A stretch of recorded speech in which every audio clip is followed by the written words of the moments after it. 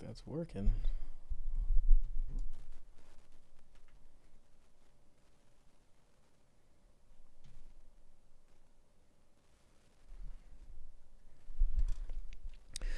Guys, if you're watching, you might want to skip 5-10 minutes from now because this is a live stream. I'm going to wait for some folks to get in here, and then we'll start the show. So if you're watching this after the show, I would skip it out.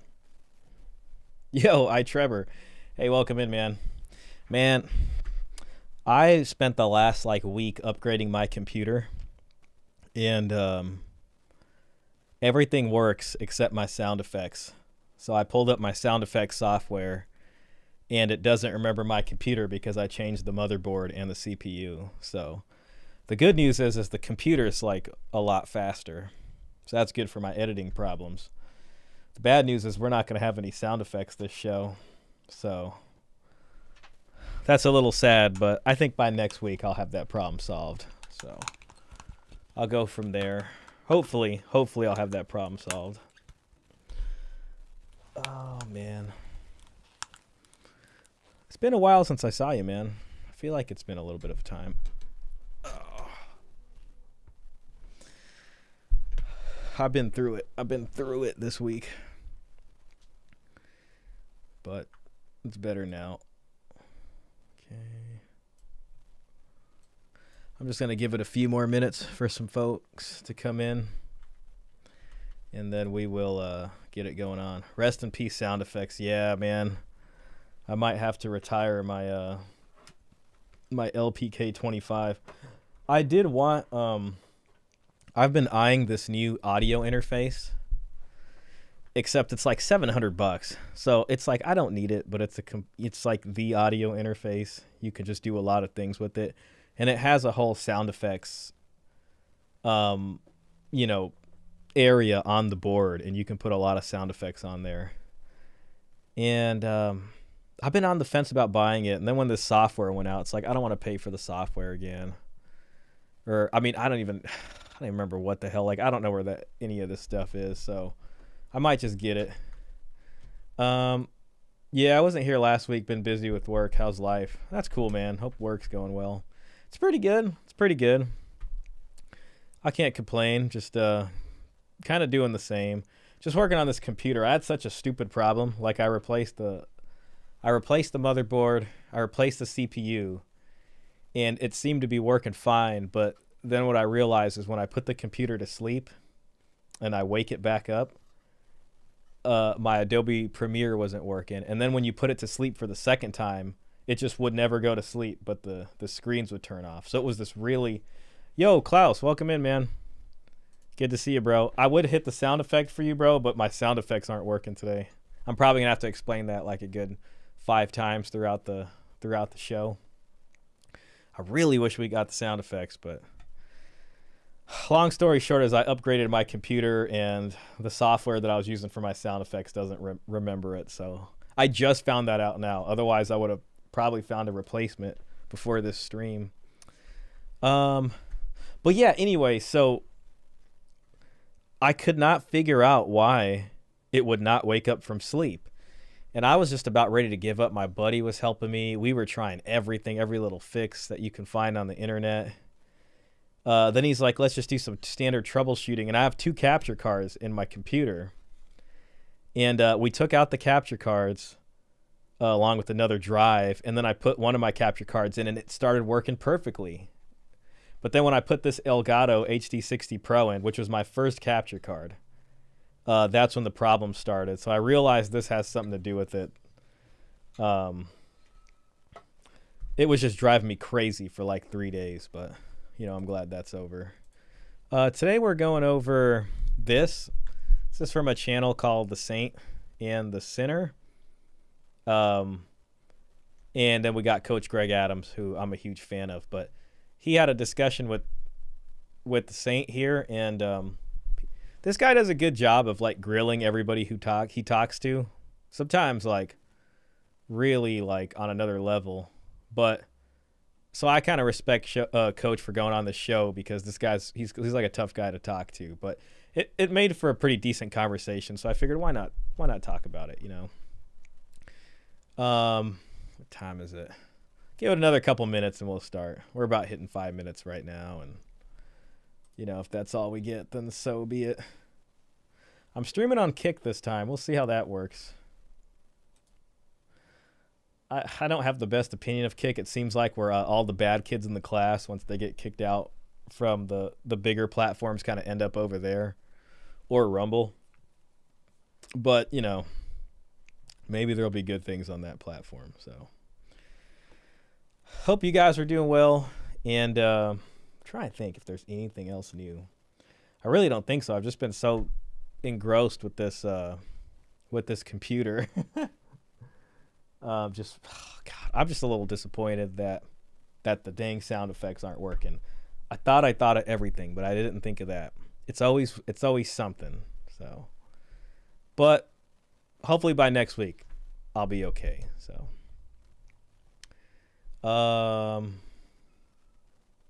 great. I can hear my cat crying outside. I'm tempted to let her in because she was good last time, but then I don't want to because she'll cause some problems. You know what I'll do? Nah, the hell with it. I just won't let her in.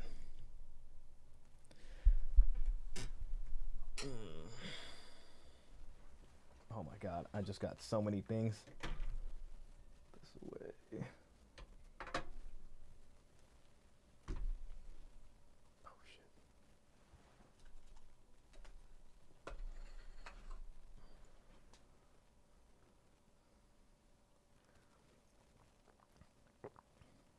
Oh God, that's good coffee.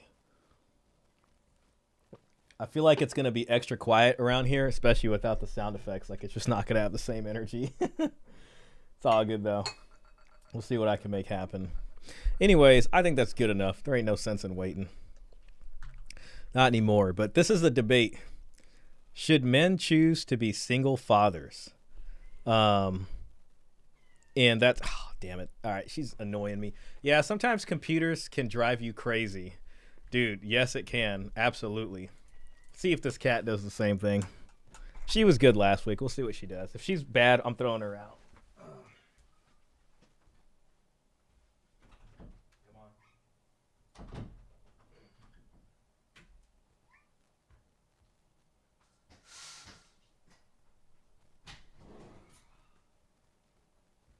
All right. Be good. All right. Wish me luck, guys. Yeah, it seemed like it was going to be a pretty straightforward change. It's just like, man, the good news is that I went from a 4-core CPU to a 16.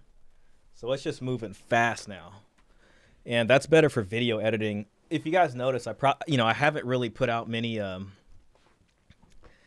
standalone videos, and that's cuz like whenever I'd edit, every time I'd make a cut, this thing would need to like catch its breath for like 30 seconds. And over the course of like an 18-minute video, what that would become, it's like you got to be sitting here for like an extra hour just waiting for this computer to do its, whatever the heck it's got to do. But yeah, anyways, let's get moving in on this. I think today is going to just be a relaxed stream. I kind of figured there'd be something. This is kind of my first test stream since I got the computer back and working, so if this thing craps out or something, I'm sorry. So anyways, yeah, without further ado, let's get into this. Peace to the saints. We got a crazy show here today. I'm not sure, hopefully this channel's pretty cool about letting people react to their stuff. Last time we had that issue, I could try putting the grid on it. If I get the warning, or if worse comes to worse, I could probably put something else on, just depending on how long we've been streaming, and then we'll just go from there. Yo, Trevor, thank you so much for the donation, man. I appreciate that. Do you follow financial markets? Feels like 2020 all over again with meme stocks, coins go, and parabolic thoughts. The one I really follow is like crypto. That's the stuff that I've been interested in for a while. And Bitcoin is breaking all-time highs again.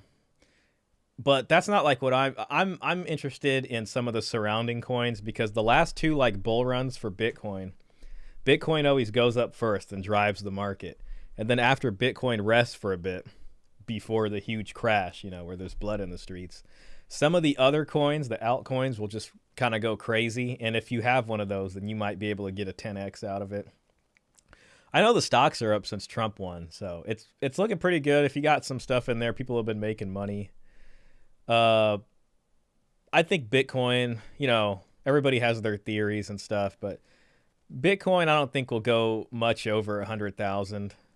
I think 100,000 has been a pretty huge milestone that everyone's wanted to see Bitcoin cross for a long time.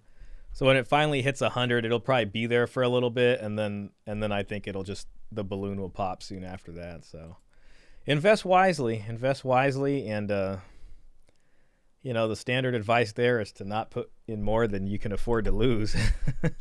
Don't take out any loans, guys. I can't wait. Because the comments are fascinating. Yeah, I'm noticing that.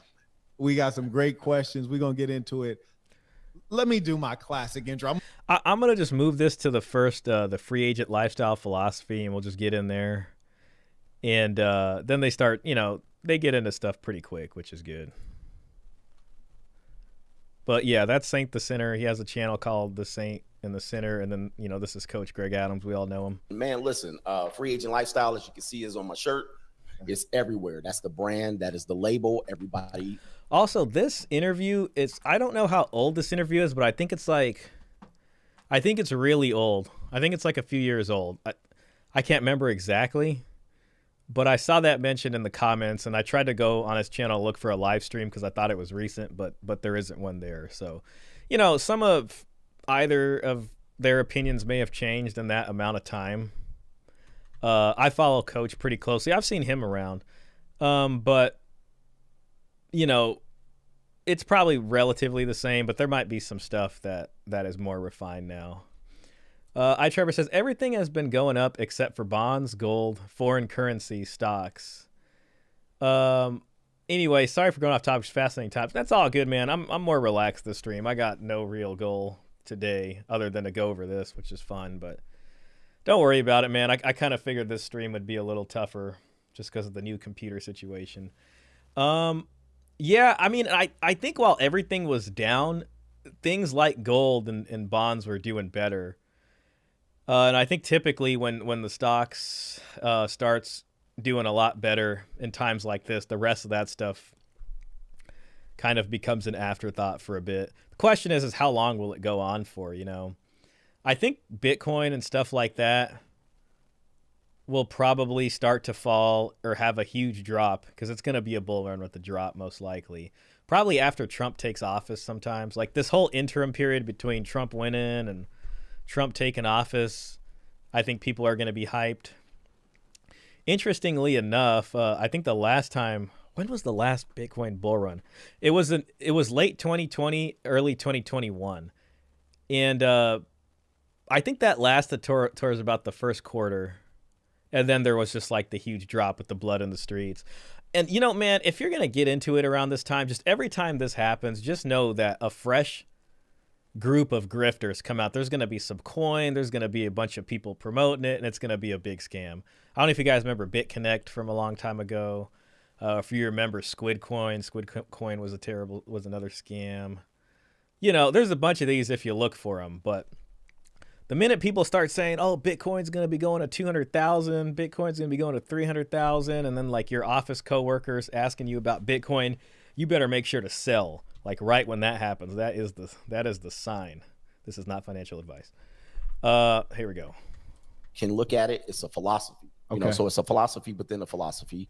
It started off as me going your own way, and people typically transition into some sort of other type of lifestyle. So in essence, the free agent lifestyle, people get it misconstrued. They think it's me telling you not to deal with women at all, but we're telling men that in essence, we know what you want. You want peace, quiet, and freedom. Typically, when you're dealing with the Western woman, you're not going to get any of that if you don't have leverage and options. Okay. So I'm telling men, remove yourself from a certain perspective in order to get the leverage and options you need. And as free agent lifestyle, free agent in sports, right? Football, basketball, they typically in the last year of their contract can improve their status and for another team to pick them up, right? So then that's a big thing with Coach, leverage and options. Trevor, you remember Yo, you got to look up the remix on YouTube, the BitConnect song. So funny. Carlos Matos. What's up? God, that was crazy. Anyways, yeah, back to coach. And if that team picks them up, by the end of this, people will have a chance to go. What the hell? All right, which way do I want to go with it? Oh, that was weird. Let me just give that another shot. I don't know why it did that.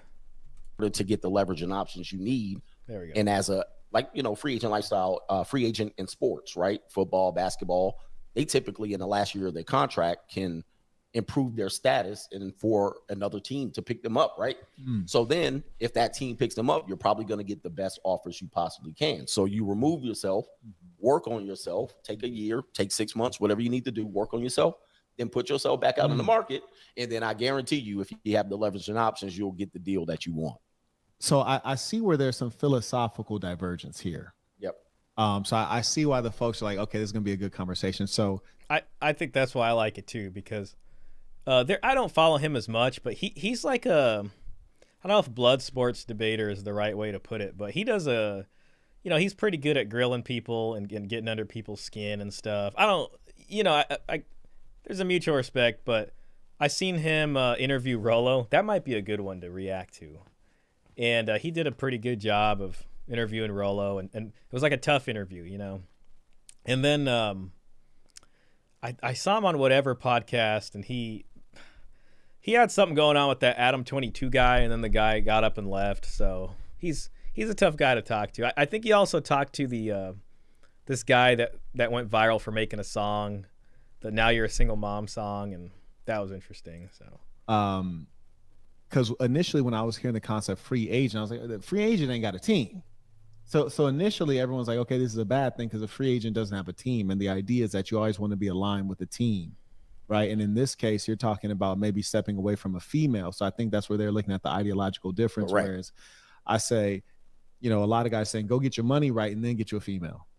And I say, get you a female to help you get your money right. I see. Okay, so that's where. Okay, so that's where the divergence is. So a lot of that's interesting. One thing I've always kind of, I don't know if it's too relevant to that, but I've always had this feeling of like a guy's lucky if you kind of understand or end up dealing with women before you end up with a lot of money or very successful. Like I think you should get your heart broken before you become very successful. Because you'll get some kind of really good experience, and then you'll understand maybe a little bit better. And then when you have more, if it happens when you have less, you got less to lose. You know what I mean? So, yo, Mr. Pitt, welcome in. I'd give you the shout out, but my sound effects aren't working today. I changed the motherboard and the CPU in my computer, and it doesn't remember my sound effects software. But by next week I should have this figured out, and so it's going to be kind of a plain bare bones stream today, but I'm lucky that the computer's working after what I did to it. Mr. Pitt the mod. Yeah, Mr. Pitt doesn't play, man. If anybody comes in with and starts messing up the vibe or making us feel like, just trying to be Mr. Tough Guy Bully, they got to deal with Mr. Pitt. Mr. Pitt has license to ban with extreme prejudice. He has a license to ban. Men, that requires a certain type of man. Some men can do something like that. And I think not a lot of men can do something like that unless they have some direction, right? So a lot of guys are misguided themselves in trying to get that. And they might be trying to mimic or copy a personality, maybe me or you. Okay. But they don't have the ability because the component that requires is a small component, but there's other components that if they have the absence of that component, they may not be successful. Let me just give you an example. So let's just say you had game, and people have always looks, money, status, game, personality. What's more important? And they might say, what's more important to the woman? Mm-hmm. Well, for me, I say, what's more important to you? Okay. Right. So they might say, well, in the absence of height, in the absence of money, in the absence of personality status, I'm going to overindulge in game. Mm-hmm. And I'm going to say, I've always was interested in Coach Greg Adams' sort of discussion about game and pickup and cold approach and all that. He's very different in that regard, and he has some unique opinions on it. So I don't know how old this interview is, but he talks about it a lot on his channel, and it's always pretty good. Make a mistake, because you're going to need one of these things at some point, or you're going to lose the woman. Which game is interesting in the sense of I guess if you think of it in the sense of like, well, part of game is demonstrating that almost that you're higher value than maybe you are, if you wanted to be objective about it. Someone mentioned to me the old term DFV or DHV, I think, demonstrating high value or something from those old pickup days. And it's interesting because it's almost like you're gaming someone. How long can you keep up the game for? You know what I mean? But again, I don't think game is entirely, or pickup is entirely obsolete. I like to watch Matt Cross from 33 Secrets, and I think there is a level of understanding how to do the dance, so to speak. You know what I mean? With women, or even talking to other people in different situations. So there is a certain kind of tact you can learn, I think. I don't know if that's game per se, but it kind of is, you know. CGA breaks down pickup artists with incredible precision, especially on his local streams. Yeah, I gotta check out his local stream. I did sign up for his locals once, but it was like a couple years ago. It was when I was kind of new to CGA, and just to check it out, because I was interested to see his like JUCO streams just to learn about it. So I watched a couple of those, and I was like, okay, that's an interesting thing, you know. I think that, yeah, you know, I know he goes over that stuff more so because he can't really do it on YouTube. But yeah, so that's interesting. It seems kind of like he's talking about almost game as an overcompensation here, where people tend to rely on that way too much.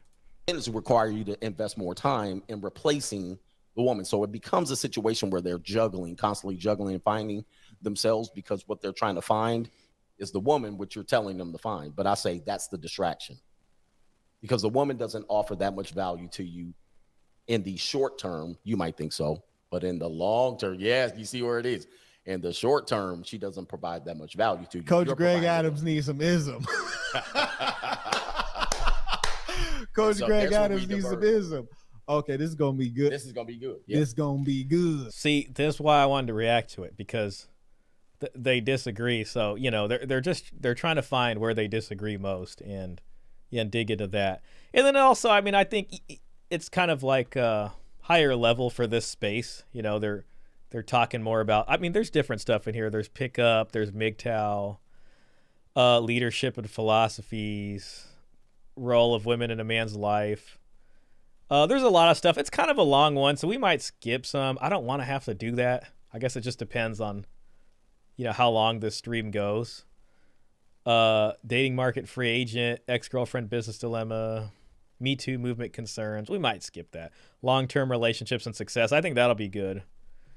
Women and emotional investment. I like Muhammad Ali, but I think we'll skip that. Surrogacy and legacy. That one was good, right? I like that conversation. The concept of legacy. Yeah, so they discuss it a couple times. Nasty boys and low-hanging fruit. So yeah, I mean, you know, we'll go from there. Mr. Pitt says, while I agree that there are elements of game that are useful with respect to being socially calibrated, cold approach and pickup artistry in general is a bad long-term strategy in the digital age. Yeah, that's true. Part of the stuff we were reading last time on the Reddit thread, on that Purple Pill debate Reddit subreddit, people were talking about how dating apps kind of made pickup artists, it changed the landscape so much that it made pickup not as important, I guess, as it once was. Now, I think somebody like Matt Cross, who's an advanced pickup artist, would say, oh, no, that's not true. I mean, the less people that are out cold approaching, the more there is out here, you know, if you're really good at that. But I think there's some truth to it. It changed it so much that people are less open to probably being approached in general, because they have more control using their phones and filtering through people that way. I think the real issue though is like, I mean, if you're someone that they would swipe right on to begin with, then probably cold approach is still gonna work for that kind of person, maybe. But if you're someone where, you know, back before the dating apps, and I would classify myself as one of these people, back before dating apps, like, oh, I might have more of a chance picking up because there is no dating apps and stuff, you know, as many options for people, I guess you can say. Then it's like, oh yeah, you know, it's going to be a lot tougher for most of us normal folk, you know. Oh man, there's so much to go through here. And the other aspect of that too, Mr. Pitt, is, you know, I don't know. Like, I guess maybe as men get older or something, I think maybe they just want something different. I pickup artistry seems to be kind of a for young guys, but then at the same time, you know, some people I guess do that for a long time. So it's hard to say, you know. I guess ideally people would like to settle down, but in today's world that seems tougher and tougher. So, you know. Yeah. Look, and I so don't. This is why people are gonna be right. Yeah, this is why my mouth is watering. Look, my mouth is watering for it. And El Jefe writes, "Thank you for bringing Coach Greg Adams on." And we are about. We got. I might skip some of the. Sounds like you the were donation edging on stuff. that MGTOW, that men going their own way piece. That's how I came in. Ooh, to the Lord, space. Lordy, Lord. Yeah. Well, I kind of like that about Coach. I like that he was originally MGTOW, and as opposed to being like a pickup artist guy. And I think that's probably part of why he goes so hard on pickup artist people too. His background is a little different, and you know he's coming at this from a different view. I mean, this is someone he's been married and all that stuff. So maybe to younger guys who haven't gone through that family court situation, pickup and things like that are more appealing.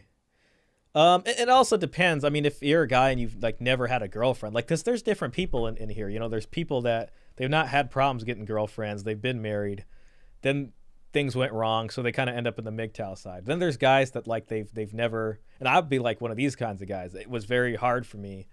So looking at that aspect of Red Pill is very appealing to me. I mean, forget the marriage and all that stuff. It's like, how do I figure it out from, you know, rock bottom over here, you know?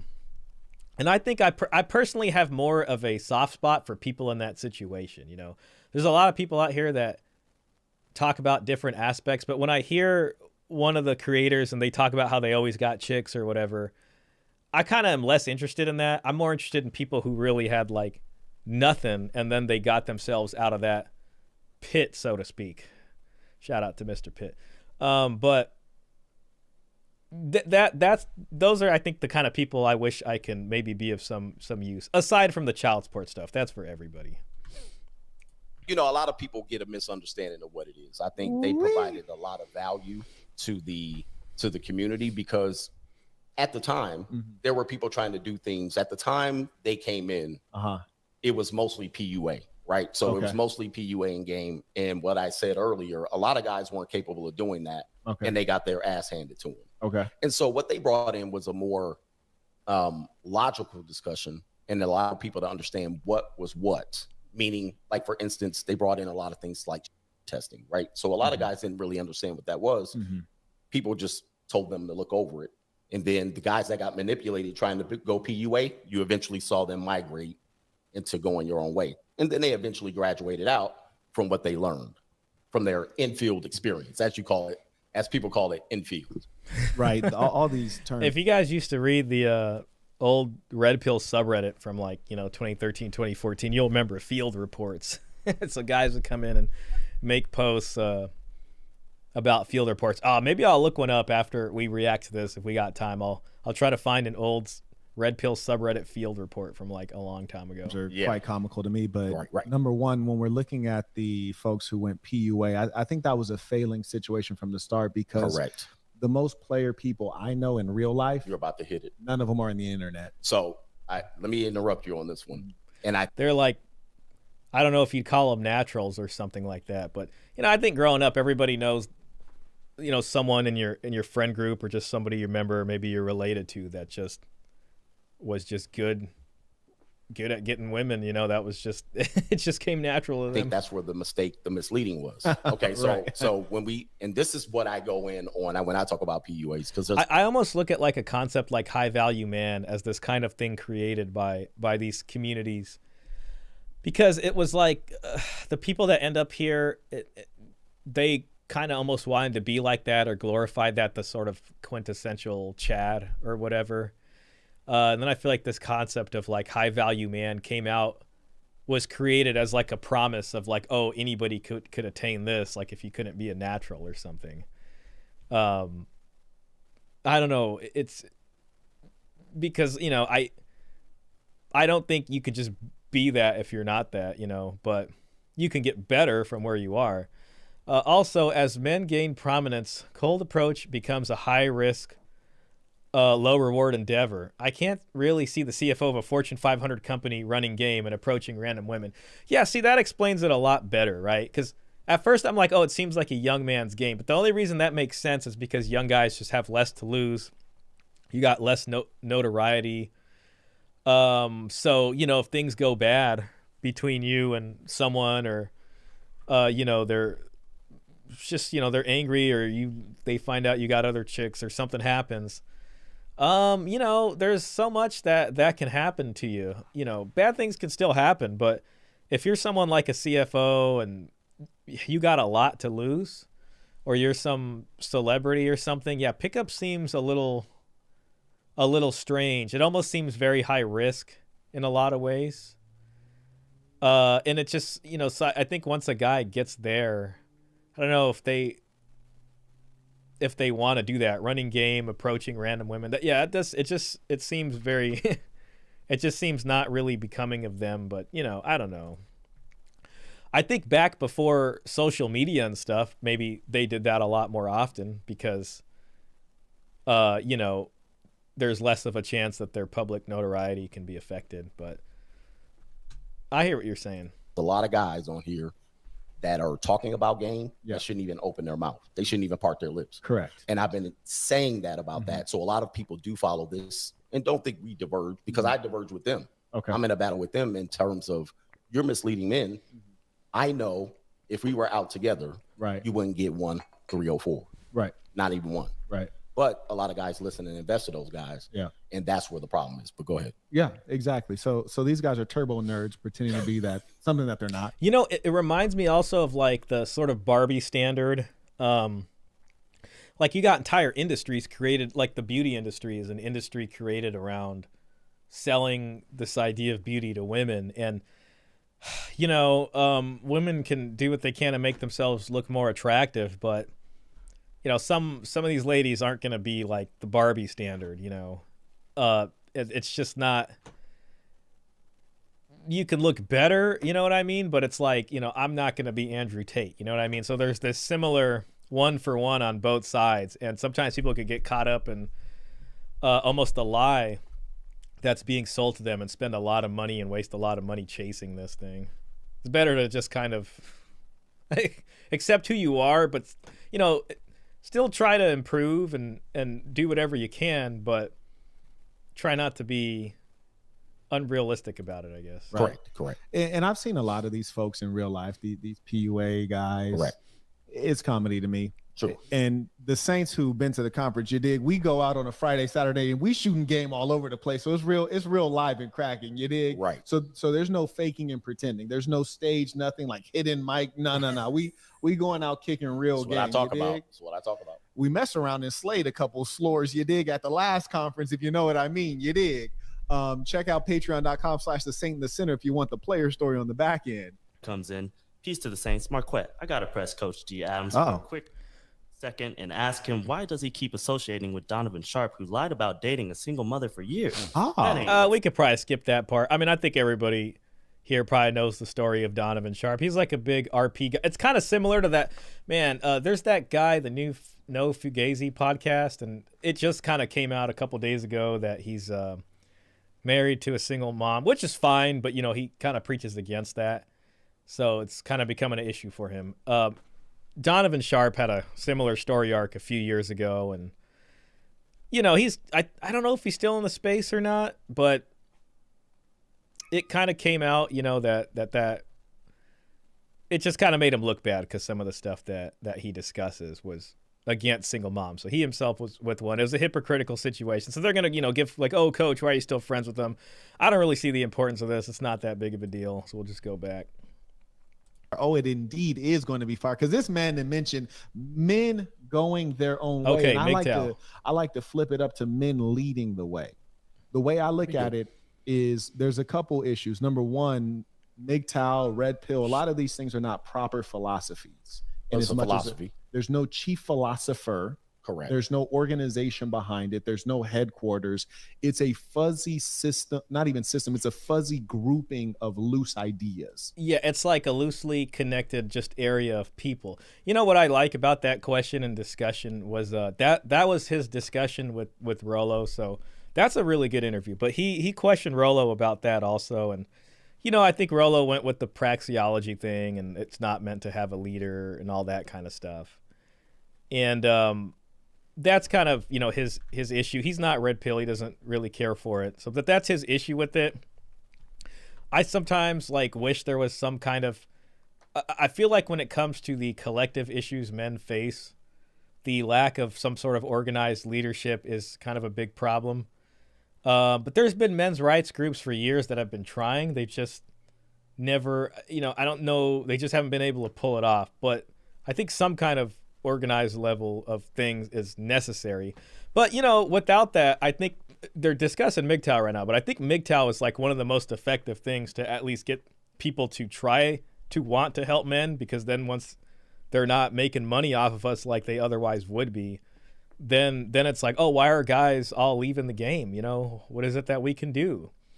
Mr. Pitt says, Cooley isn't married to her, but he did get her pregnant. Okay, yeah, that's the no Fugazi guy. Okay, I see. Yeah, I mean, I'm not like, I watched a couple videos. I saw like the O'Shea Duke Jackson video, and you know, I'm not about like demonizing single moms. I made a video about that single moms come on a spectrum. Like, I think if a guy has like a kid or two kids and you meet a mom and, you know, that's her situation, I don't see no problem people coming together to make a family together if it works. But, you know, one of the things I used to hate seeing at child support, that was one thing I remember, is like, because I could see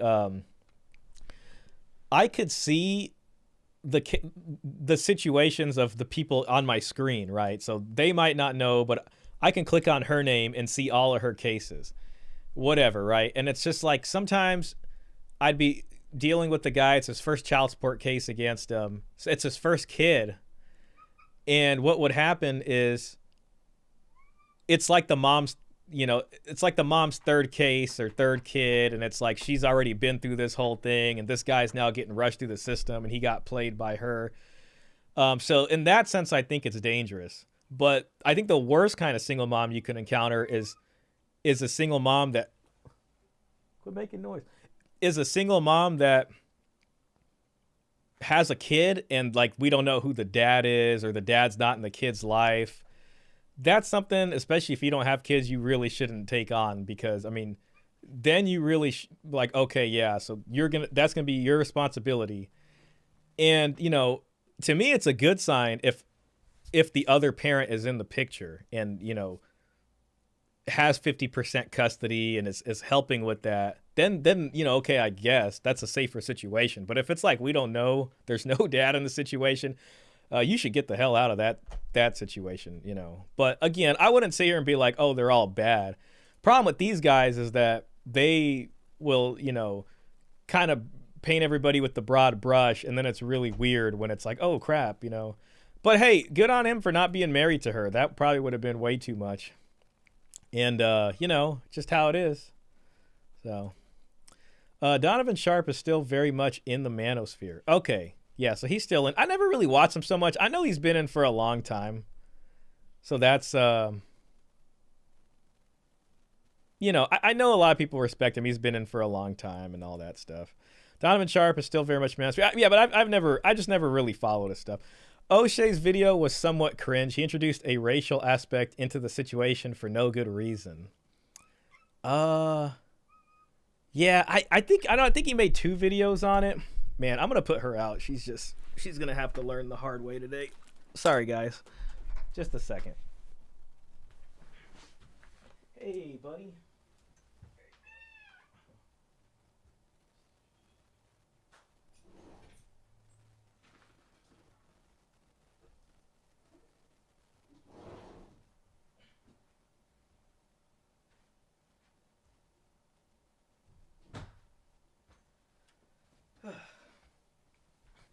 Sorry about that, guys. She'll learn someday. I wanted to give her a chance.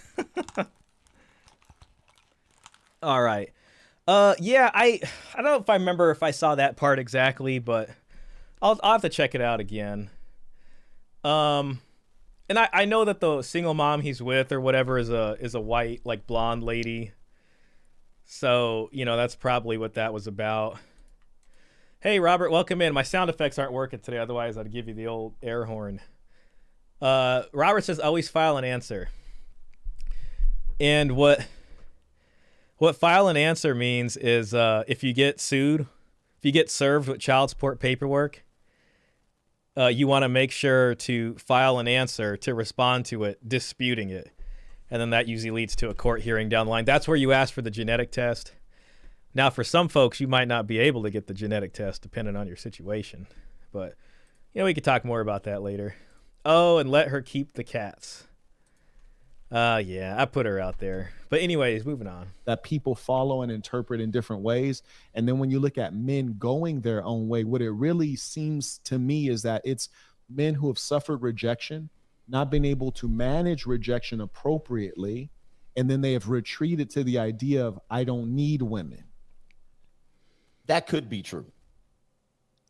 But now for all, I don't want to sound like not all women, sure. But what I would say is there's a grouping, there's particularly people that will come to this, and there's, let's say you're correct, there's no leader, there's no philosopher, right. There's no chief person that they can say this person is, but I think that was by design because of many men that come in, they basically were thinking about it. Maybe you got divorced, which is a kind of a source of rejection, if you will, or they got manipulated by the family court system. So if they might not fall under the belief system or what you believe would be a guy that went his own way. He's retreating because he's being manipulated by social systems that.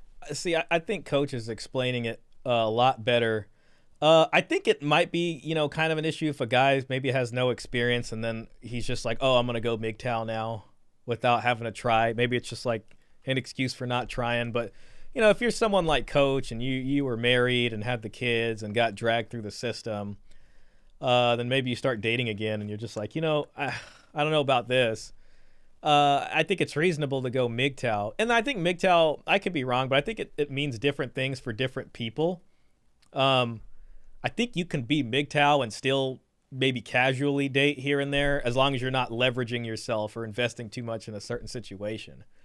Now, you do got to be careful if you're doing that. Versus like celibate MGTOW, I'm a cabin in the woods MGTOW. So it's not, just one or the other, you know what I mean? So I think that's kind of the nuance there. Klaus says, bad take. It's not about rejection. It's about the family court system. Yeah, exactly. And, again, I think MGTOW really started with a lot of, not like old guys, but just older guys who were married and then, got their kids taken away from them for no good reason.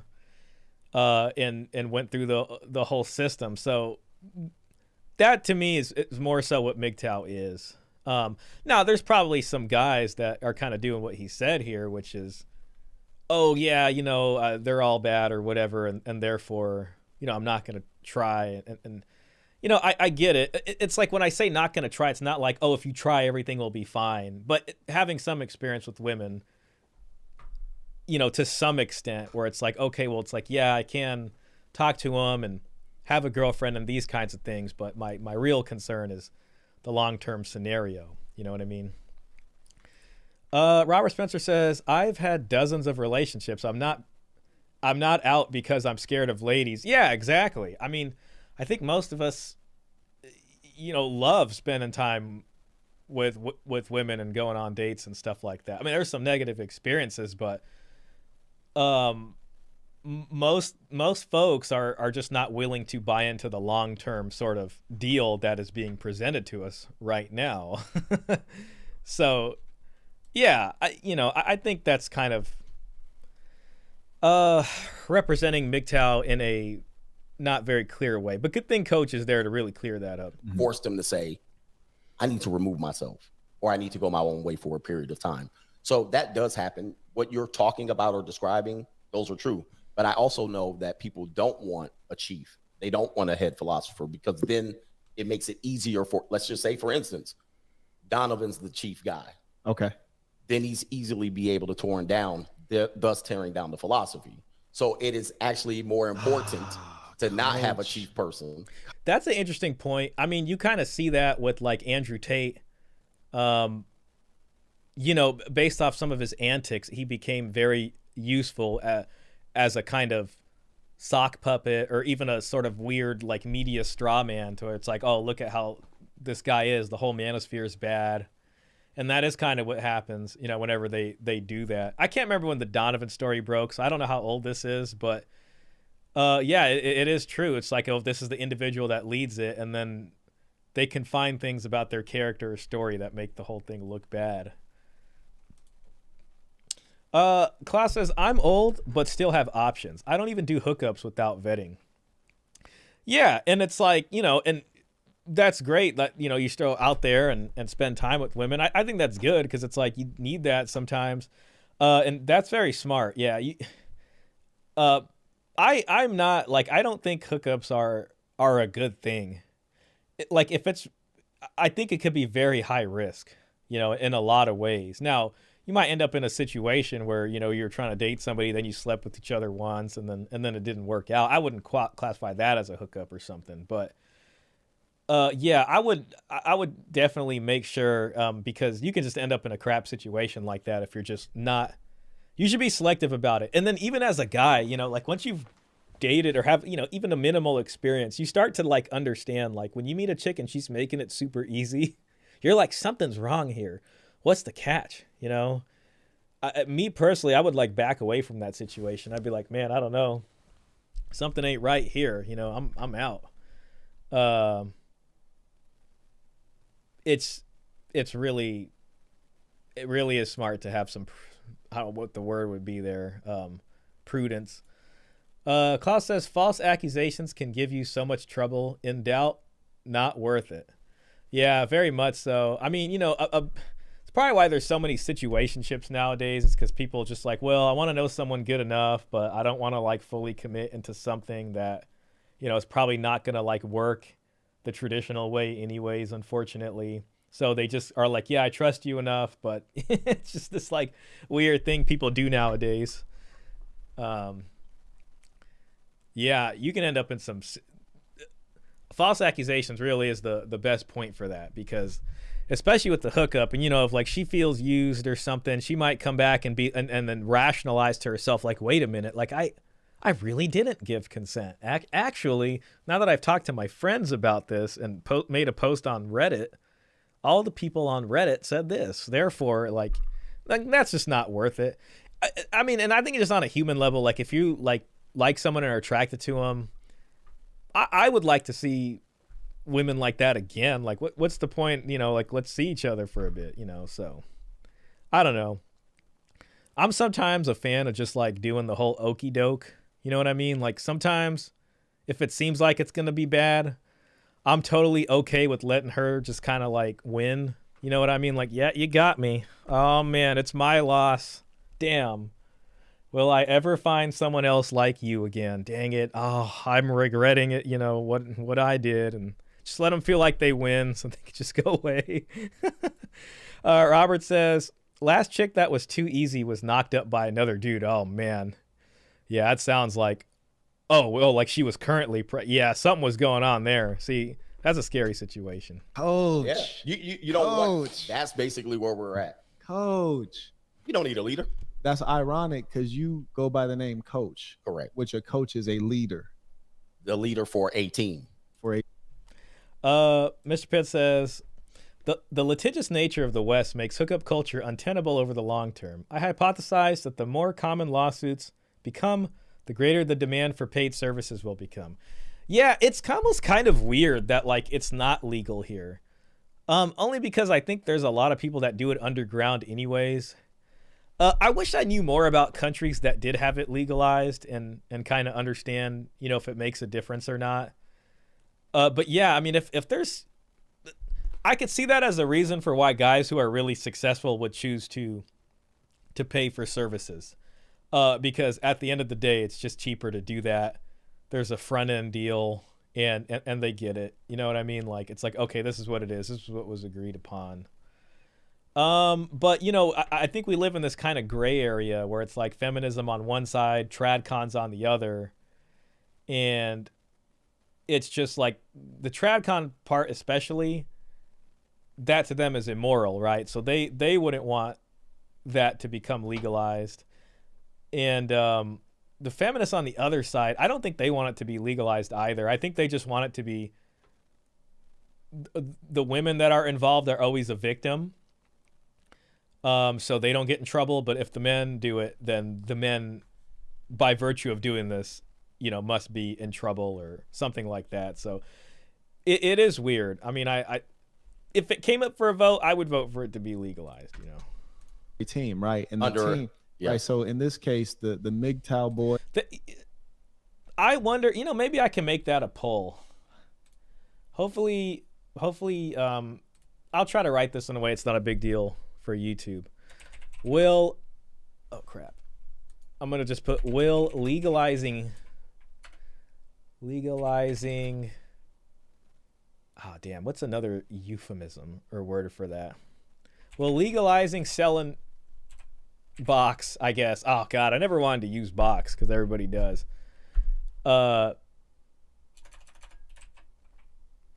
It will change the dating market dynamics.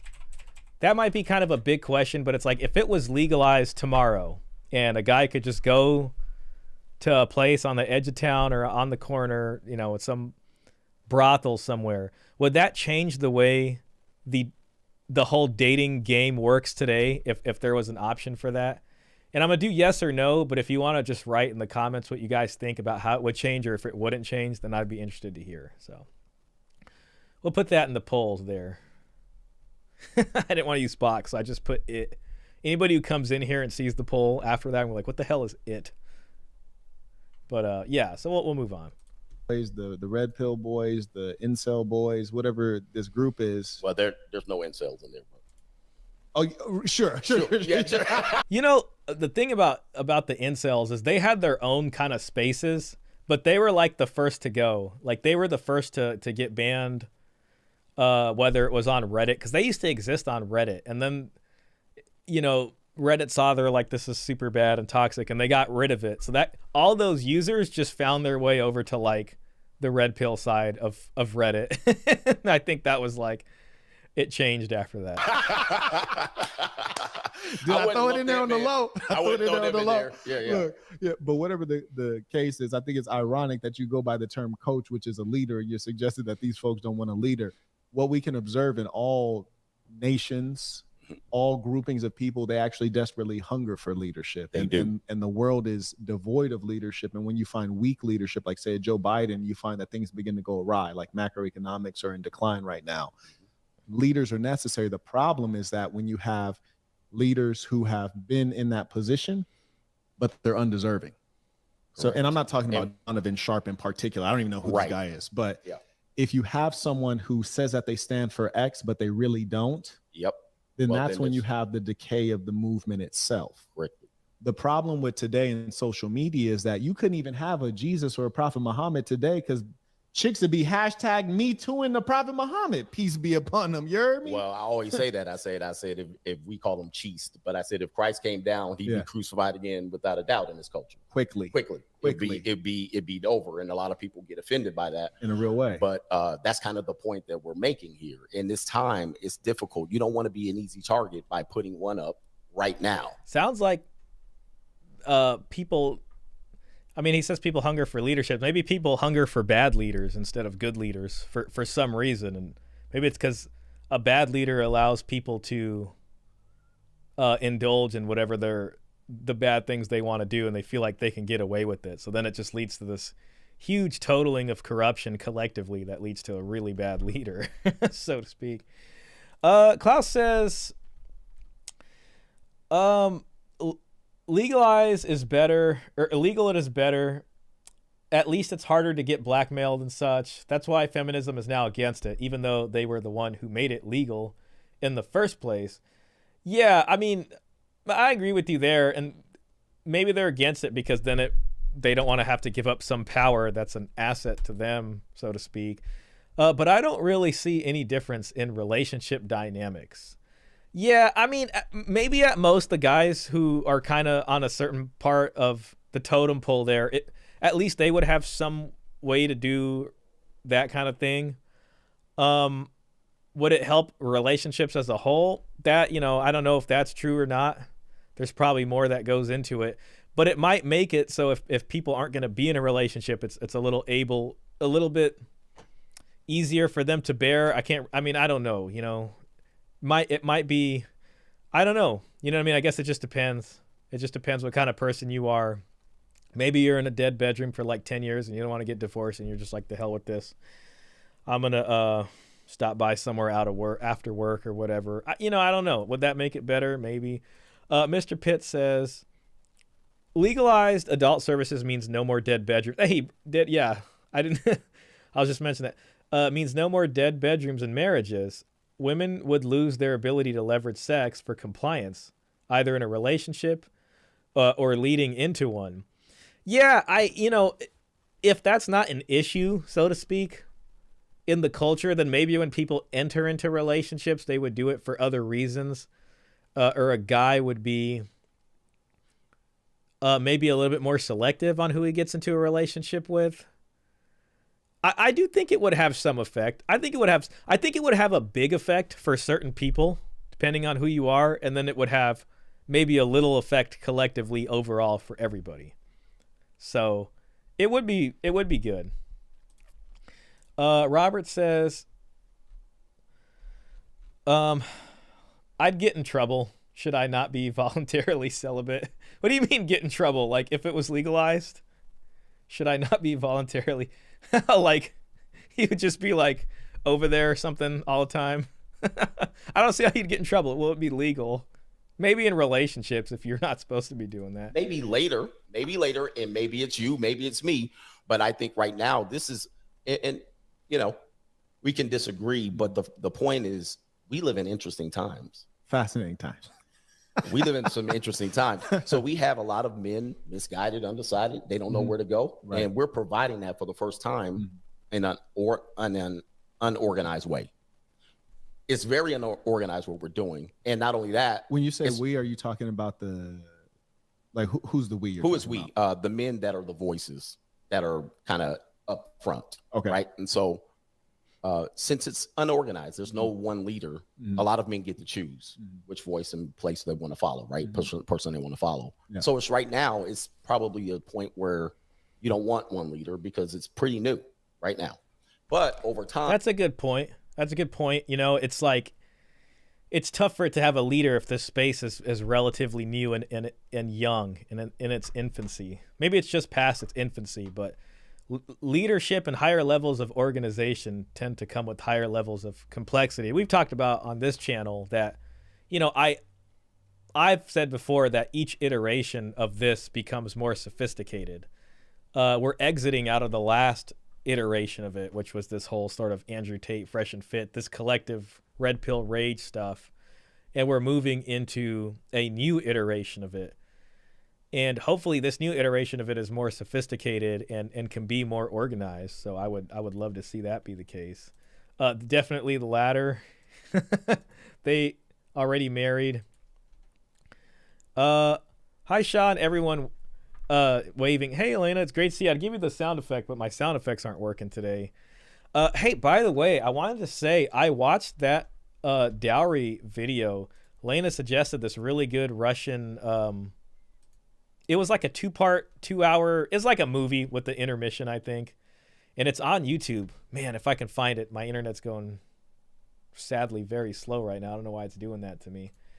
But it was really good. It was about a woman without a dowry, and just kind of what happens to her.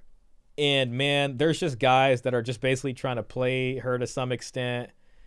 And it was very red pill, but it's like a really old movie. Let me see if I can find it. And then Modern day women just don't qualify for the top tier. Damn, keep it down.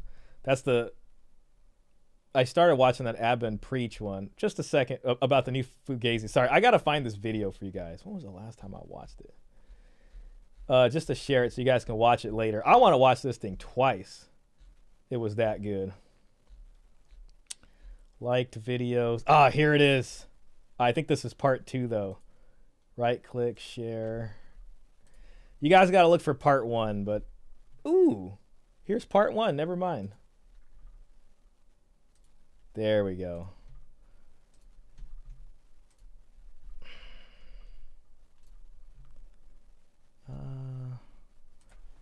Paste. Yeah, this movie was really, really freaking good. Let me see if I could just bring it up. It's got so many like red pill truths in it.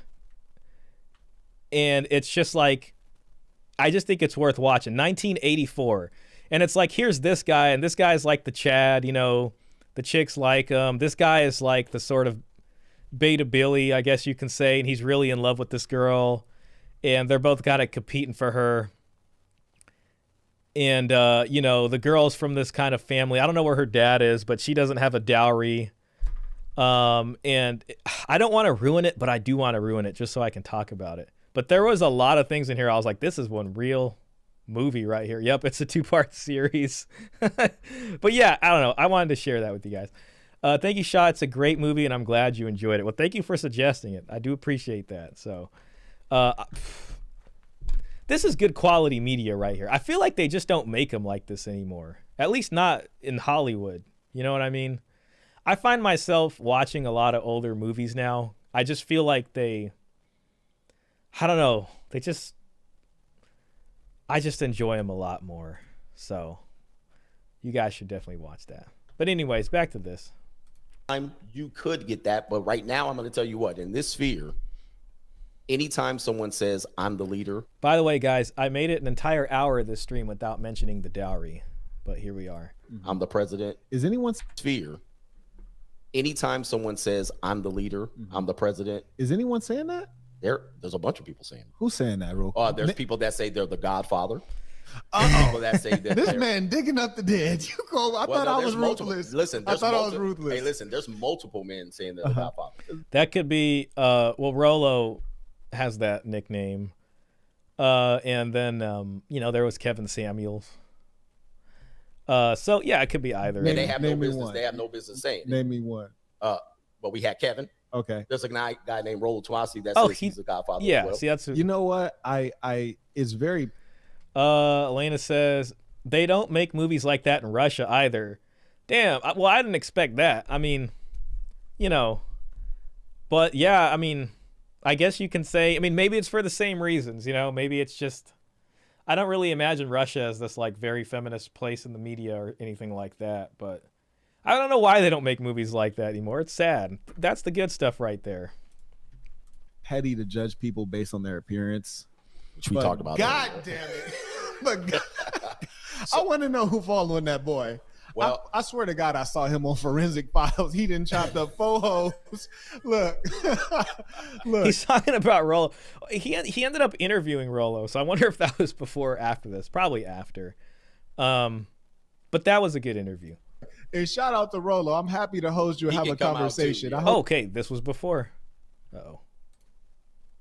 He got thick skin, you heard me? Because I love to crack a joke. I mean, feel free to talk about my mustache in return, but Lord Jesus, I don't know who followed him to crack a female.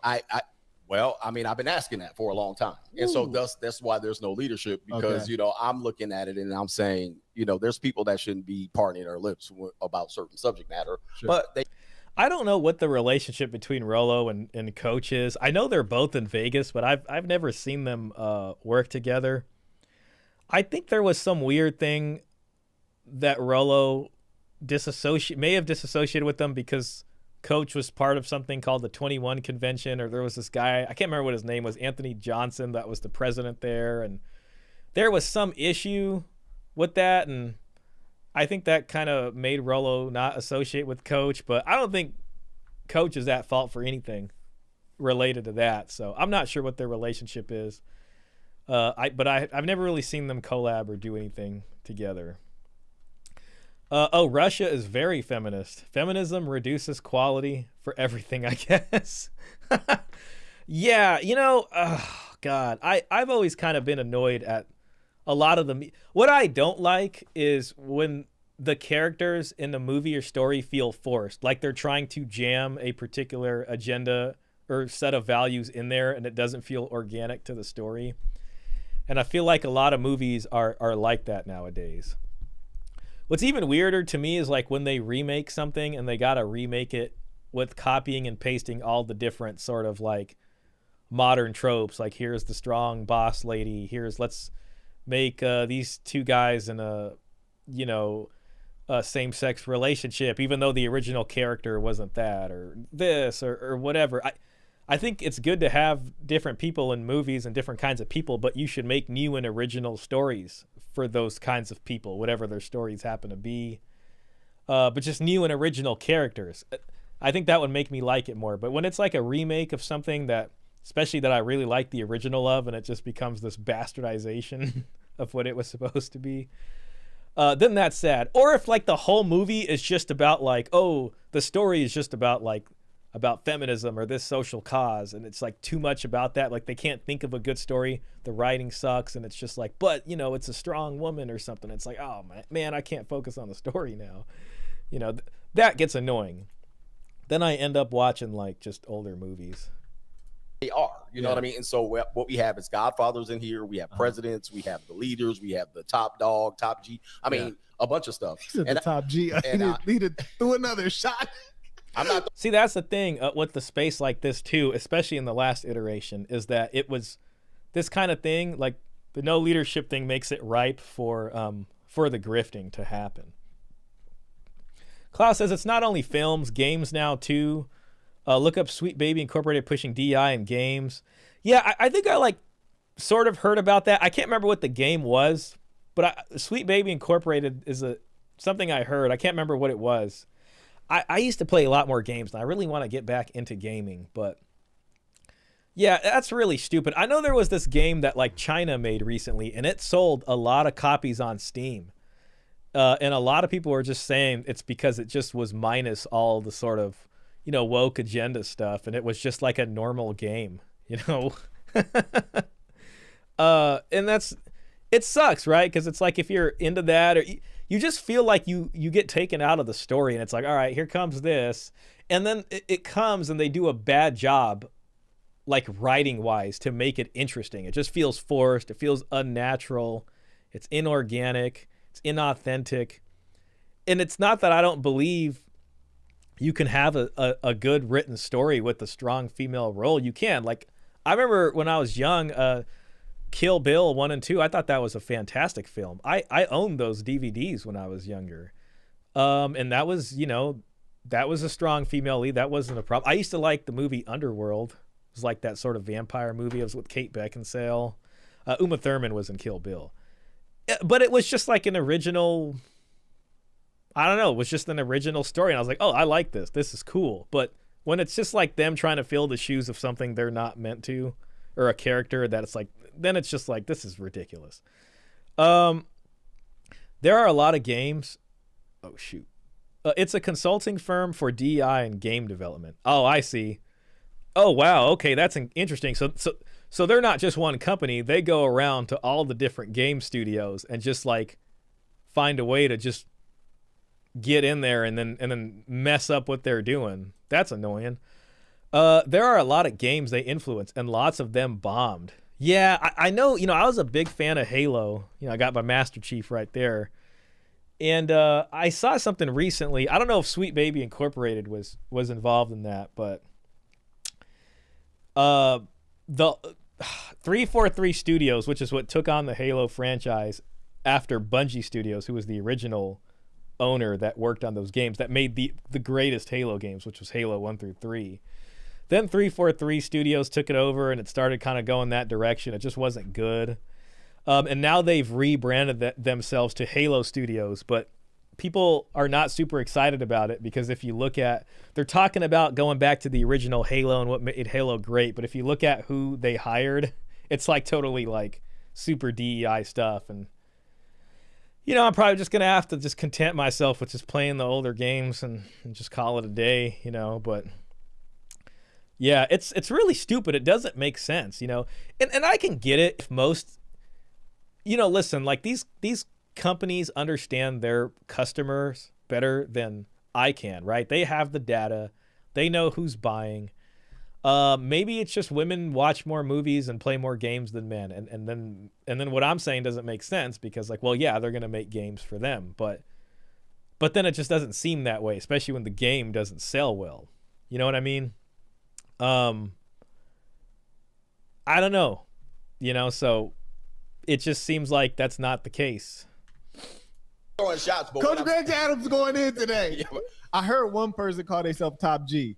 One person in particular. He throwing shots. Go ahead. Get him, Greg. You know, people think I'm throwing shots, but what I'm saying is I think over time, essentially what's going to happen to those guys is they immediately get shot down after a while. Because shot down by the internal folks? Either internal or external. And so when that happens, what happens is the philosophy gets wrecked, whatever it is. That's what happened. I mean, you know, it's like a double-edged sword because on the one hand, you could say these people kind of brought it mainstream or they got a lot more eyes on it. But then, you know, you can also say maybe they've even done irreparable damage in some sense, you know, with certain things. But overall, I like to think it's a net positive. You know, they got it out there more. But again, yeah, it's putting way too much, especially when people are like a self-proclaimed leader. I don't know. It's just, you know, it can give it a bad name, but at the same time, it's just, this is the growing pains right here. They are selling the feminist narrative. Yeah, well, like, I think it would work a lot better if women just came together and made their own game studios and made their own games. Like, I don't think there's anything stopping them from doing that. Instead, it's like, well, this particular company doesn't have enough women games or women working in it. And it's like, okay, well, why don't you guys just go start your own businesses and make your own games? You know, maybe there's something I'm not aware of. Maybe there really is this like glass ceiling out there for them and they refuse to help these women open these businesses. And when they get down there to the Secretary of State or wherever you file a business license at, they're just like, oh, you ladies want to make games? I don't think so. And they just reject their applications outright. But I don't think that's the case, you know? So it's like, just go out there and make good games, you know? But instead it's like, we want to take a franchise that's already good, you know, like our beloved Halo over here. And then we want to turn it into this like thing that it's just not. And then people are just like, what the hell's going on? You know? But they want the male slave, so they have to push it on men. Yeah. Well, that's what they're doing. You know, they're trying to put down the old, I think they think they're being subtle and sneaky about it. But then from a guy's point of view, it's like they're really not. It just feels forced. Men fall because they follow that guy. And then somehow he gets exposed, and then the rest of everyone looks bad. Let's just say, for instance, a young man was to say he was somewhat of a leader in this sphere. Sure. And he harms someone in the real world. What do you mean, like an assault? Assault, or he does something, you know, bigger than an assault, like we talked about that happened in Vegas. He's talking about someone going postal. Pulls out and he harms multiple people. Yeah, he was wilding out. He wilds out. What would happen? You would have a fallout, and that's essentially happened. Probably since 2016, there have been men that said, hey, I'm the voice. They would go get interviewed on the platform like CNN. Yeah. And then they would get chopped into pieces. And then what would happen is everybody would lose their channel overnight. I don't know when Coach talked about this. I think it was Coach, but he had an interesting couple of streams where he talked about what went wrong. I think Andrew Tate was who he was talking about people blowing up too fast for their own good, and then it just leads to them having a huge target on them and the inevitable come down. And it's just like that seems to happen. So they all of a sudden they're just on Piers Morgan, or they're here or they're there, and and then they have all this attention, and then they just get attacked and taken down, and they don't have enough support to be able to sustain against. Because YouTube would say, "Oh, you're associated with this. You're associated. All these people, MGTOW, Free Agent Lifestyle, Peace to the Saints. Everybody gets hammered because this person stuck their neck out here."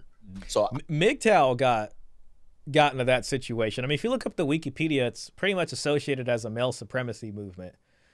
And because of that, I think a lot of MGTOW channels, or channels that label themselves MGTOW channels, got taken out by YouTube, or demonetized, or shadow banned, or whatever. So it's like this cops and robbers game, and then there's like a rebranding, and it almost forces the new iteration of this stuff to come through, and they have to be smarter this time around.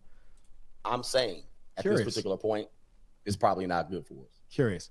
The UK economist writes, Greg Adams' marriage wheel is legendary. Well, let's talk about it. What is the marriage I love wheel? Coach's The marriage wheel is basically the predictor of most, if not all, marriages. It's what I call the spoiler alert of marriages. Okay. So what you're basically going to find out is there's a formula to marriage in order to keep it working, which you have to connect. Connection phase is number one. Okay. Obviously, that's simple. Most people can do that. You do it at a 99% failure rate, but most people can do that. All right. Once they get to that particular phase, you got to go through the investment stage, and when which the man has to start investing to keep the ball rolling. Right? Investing what sense? Investing in all senses. So there has to be production of children. There has to be investment into those children. There has that's where the leveraging comes in. So this is where you become leveraged into the marriage. To be home purchases, mortgage, the kids. You're in it to win it now. Considering that financial investment, cars, vacations. You got to keep this ball up, and particularly. I'm getting stressed out listening to this. Yeah, shit. yeah, exactly. So I got a bathroom break right now. I'm not sure about the Saints situation. I don't think he's legally married to anybody, and I'm not sure if he has kids or not. So we know Coach has been married and had kids and got divorced, so he really understands that stuff. I don't think he does. I mean, I don't know. I've never heard him mention it. Maybe he does, but I don't think so. Okay, go ahead. And so if you don't give that investment, the marriage is over, right? Oh, it's pretty much going to be over. So now, if you do create that investment, which most men do, especially if there's children, you're going to go through the next phase, and which is the bait and switch, which essentially, they didn't set you up. So essentially, in the court systems, where 50% plus divorce rate, you have 70% of people who have been in marriages have at least talked to a divorce attorney. At that particular point, now you have, if she changes the rule of the game and you don't change with her, you lose the investment. This is typically what's happening in our marital system. So I tell people that's going Here it is. This is on Coach's book, De-Evolution. His first one's Free Agent Lifestyle, but it's kind of like a fuzzy picture. But that's the marriage wheel. I love it when he brings that graphic on screen. And the first one is... where's number one here? Number one is the connection phase. And then so that's when, the honeymoon period, the engagement, the planning, the wedding. So that's when you guys are just like both into each other and just like, oh, we really like each other. The chemicals are probably firing. The number two is the investment phase.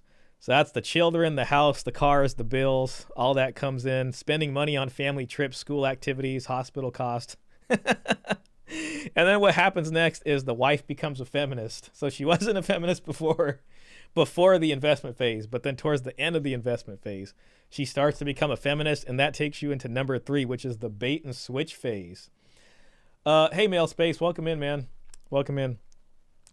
So the bait and switch phase is the husbands work 80 hours weekly. So you see this like busy, stressed out guy. Wife becomes unhappy. Wife starts having girls' nights out, affairs, marriage counselors, less sex, no more blowjobs. And then it leads into the disengagement phase. And then that's where the family law starts to get involved. And divorce, family court, child support, counseling, alimony. You lose the kids, you lose the house, lose half your assets.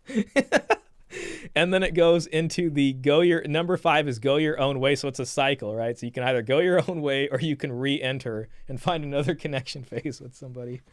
That's the best. See, Coach comes up with a bunch of like unique things like that. Male Space. Hey man, welcome in. Happy to see you. I'd give you the sound effect, but my sound effect's not working today. So, hopefully I'll have those back up next week for you guys. So it's going to be kind of a very plain show today. Klaus says, what about the Dink marriages? I see that a lot lately. Dink is dual income, no kids. So yeah, you got 2 people with jobs and they're like, we're Dinks. We have 2 incomes. And you'll see TikToks where they're just like, this made it big on TradCon spaces. Like guys like Matt Walsh and maybe Michael Knowles or Ben Shapiro. They saw these going viral and they were like not happy with them. But there were these TikToks going viral of like, you got a guy and a girl together, married or not married, but they're like, we're Dinks, we got dual income, no kids. And it's just them walking around spending their money on just things because they have all this extra money and time since they don't have kids. Dink marriages, I don't know what the point, like me, I'd be like, why get married in terms of like the legality of it? Like if I was going to get married, I would go in there with the intent of having kids to start the family. But, I feel like you can just be boyfriend and girlfriend and be Dinks that way.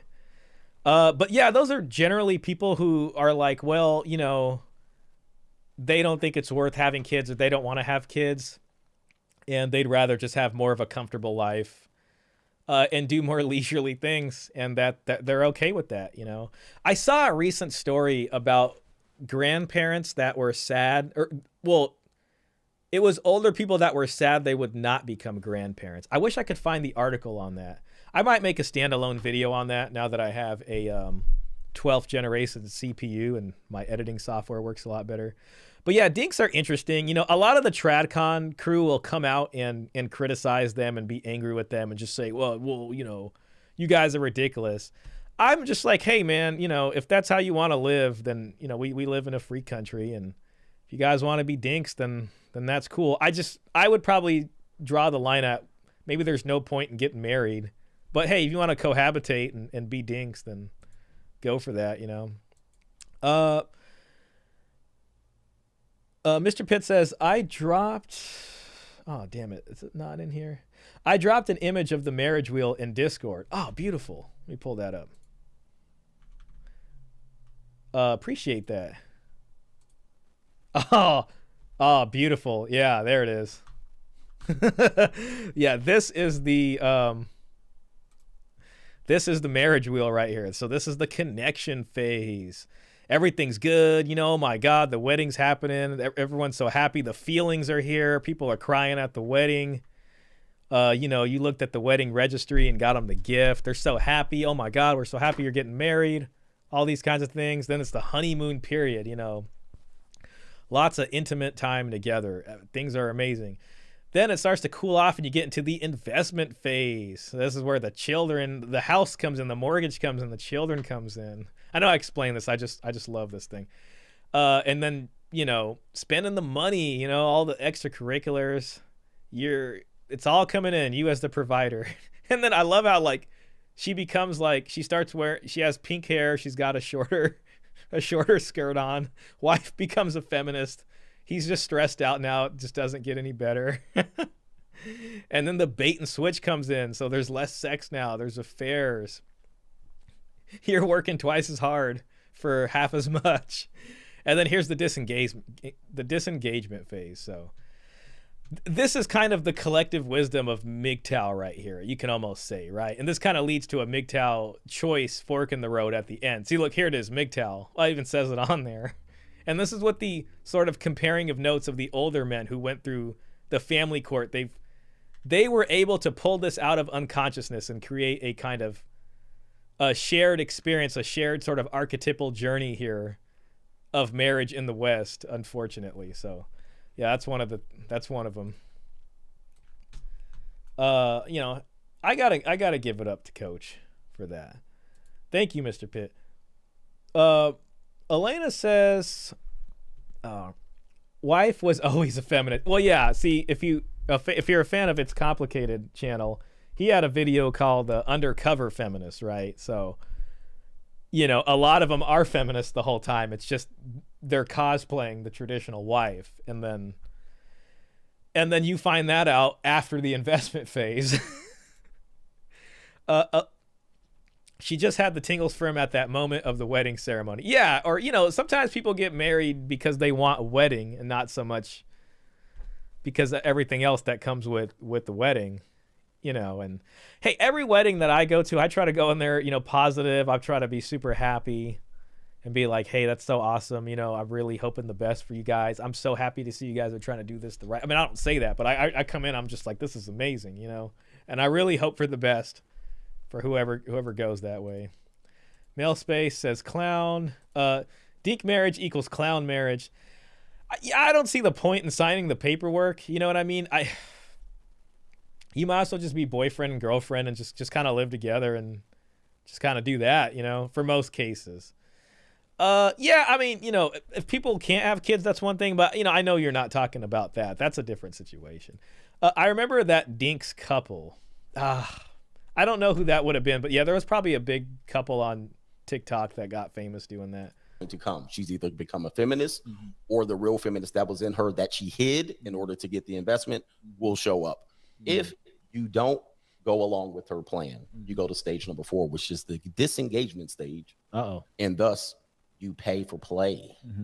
You're going to pay a hefty check in the end.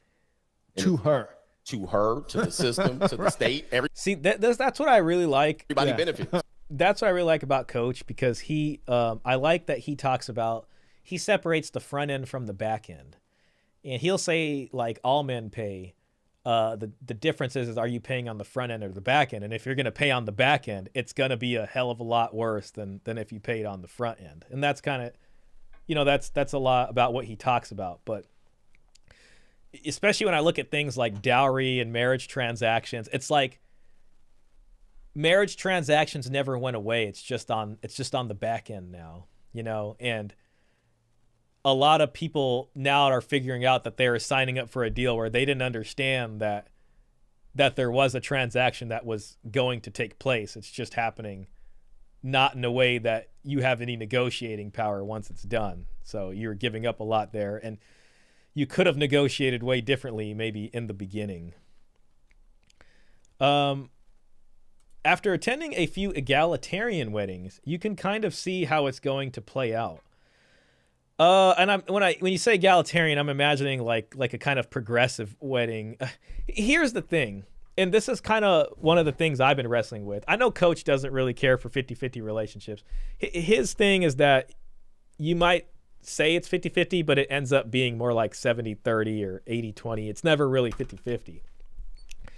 The thing about me that I have to admit is that a 50-50 marriage, so if in this world of like no dowries and no marriage transactions, and you make this much and she makes the exact same and everybody splits everything 50-50, thus nullifying the harm of family law, nullifying the need for a dowry or a bride price, we now have this ideal setup of where both parties contribute equally to this situation.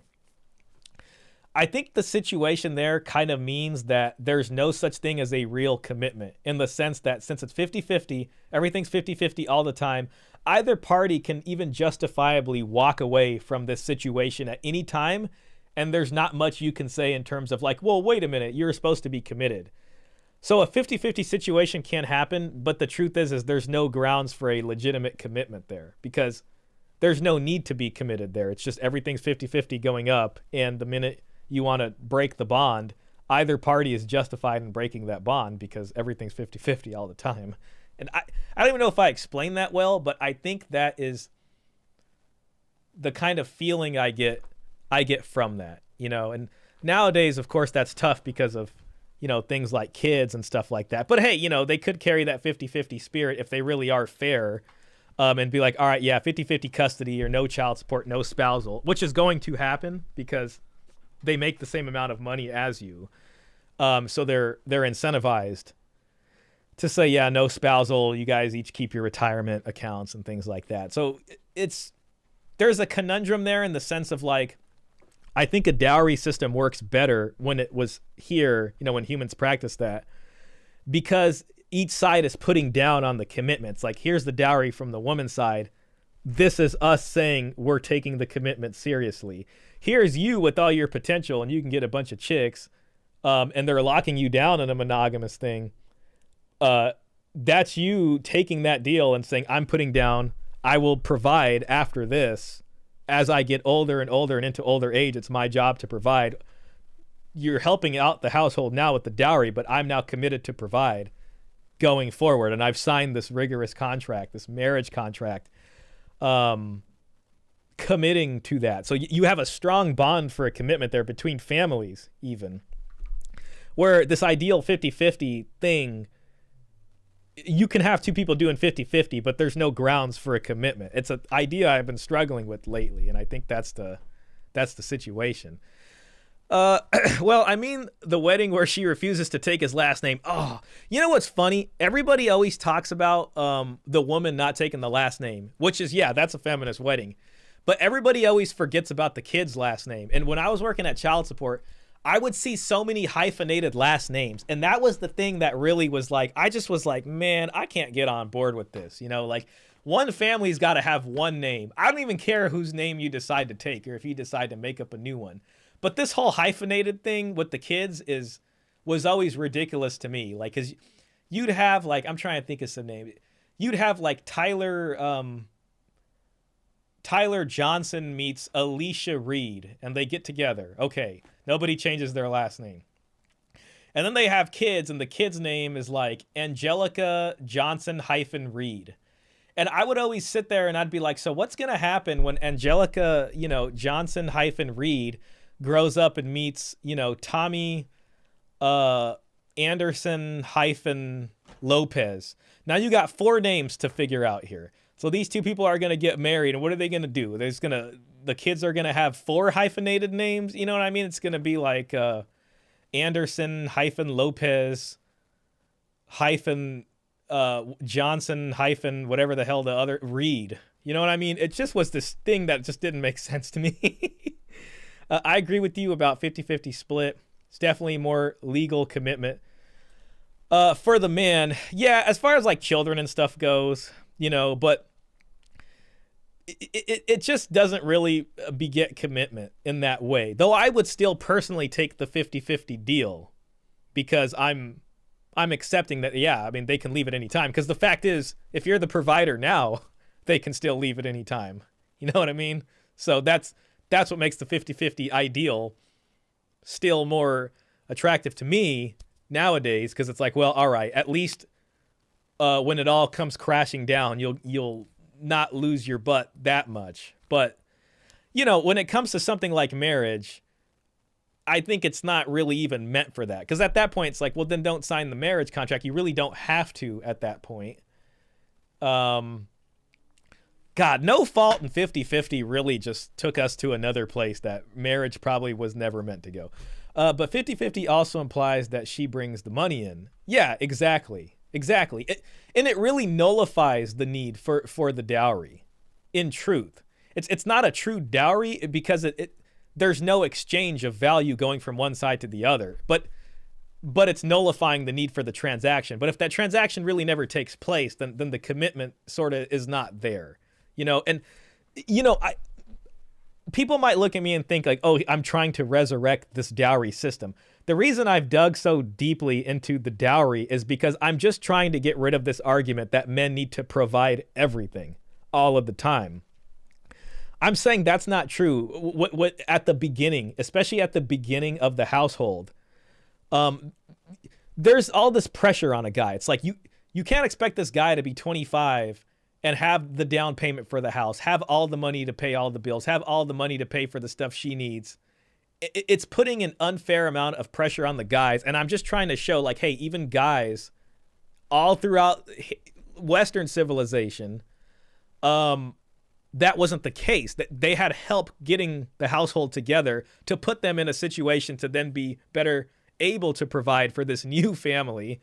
because they were getting a dowry from the woman's family, from her side, basically. So that kicked the whole household off. So this mythology of the guy needs to provide every penny all the time is just kind of insane, you know. And that's my purpose for resurrecting the memory of the dowry here, really. So feminist 50-50 is not equal. You know, again, it nullifies the dowry. So they have to be paying the 50-50. He will say there's no such thing as 50-50 because you think you're signing on for 50-50, but then she ends up basically just getting you to do way more stuff than is even 50-50 to begin with, because their understanding of, you know, he has a better way of explaining it. I don't want to misquote him. Lena says the more names, the better, according to the feminists. Yeah, it just never made sense. And that's when I would be sitting at my desk and I'm like, there's just something that is not making sense about all this. And there were just so many times I would just be at work and things would cross my desk and I would just, I guess over that, you know, 5 and however long I worked there, a little over 5 years, I was just starting to see things in a way and just, it just, you know, I'm glad I left the job, to be honest. I respect the job. There's a lot of hardworking people there, and I'm not better than that job. But, you know, there hasn't really been any time since I've left where I'm just like, man, you know, I really shouldn't have did that or anything. And I'm grateful that I can say that, you know. Hey, Caesar, welcome in. My sound effects aren't working today, or I'd give you the sound here, but thanks for coming in. Yes, they will, like in Mexico and Spain, 4 to 6 last names sometimes. You know, that's interesting. I wonder how that works over there. Because, you know, when I think of Mexico is pretty traditional. So it sounds like if this is kind of similar, then it sounds like what they're doing is they're also taking the mother's last name. I don't exactly know how the naming system works in Mexico or Spain, but I would be interested on some more information in that. So anyways, yeah, moving on. I know this is like a really long video, so I might skip some of this. You know, corporate model versus personal relationships. We could probably go over that. I mean, skip that. Ex-girlfriend business still. Well, we'll see. Except you. I want to get into legacy. Except you. Yeah, you're the one paying. And okay, then you fair lose your enough. kids and so forth. So, Oh, you said then your children are gone. yeah, your children are gone. Some men are like, hallelujah, that was the only good part of the deal. Yeah, but you gonna pay for them though if you lose them. Oh, no, say it ain't so. Rob writes, peace to the saints. Coach, I got great respect for you and believe you are a wise man. But I believe the right man can mold a woman to be an asset to him and make him greater. The woman is created for the man. What's that? I feel like that kind of sentiment is a continuation of TradCon thinking. You know, TradCon 1.0, Michael Knowles and these kind of people are going to be like, the man's supposed to be the leader, biblically speaking, the head of the household. It's your job as the man. The man needs to figure it out, all these kinds of things. And then the kind of self-improvement, you know, sort of sector of the alpha gurus of the red pill kind of take that TradCon-ism and create it themselves. Like, well, you got to be in your masculine. You know what I mean? That's where you get even women saying like, you know, if you want me in my feminine, I got to be, you know, all that kind of stuff. You know what I mean? I'm trying to find Mike Tyson on Legacy. There was this little girl and she was interviewing and she interviewed Mike Tyson and she asked Mike Tyson about like, oh, here it is right here. I want to share this. When we talk about Legacy later, I want to share that with you guys. So, damn, why do they do this? Oh, there we go. Okay. I don't want you guys to see the rest of my bookmarks. See all my random stuff I've been bookmarking. All right, yeah, so we'll pull up that Mike Tyson thing later. Yep, they take the name of the mother in Spain. Well, see, that's interesting. But if they take the name of the mom, then how does it lead to multiple names? It sounds like they take the name of the dad and the mom, because that's how you would get multiple names. But that's interesting. I wonder where the cutoff is. Like, when does the cutoff happen?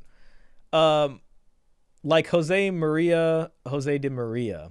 Okay, but yeah, that would be one name. So it's not like Jose de Maria, you know, hyphen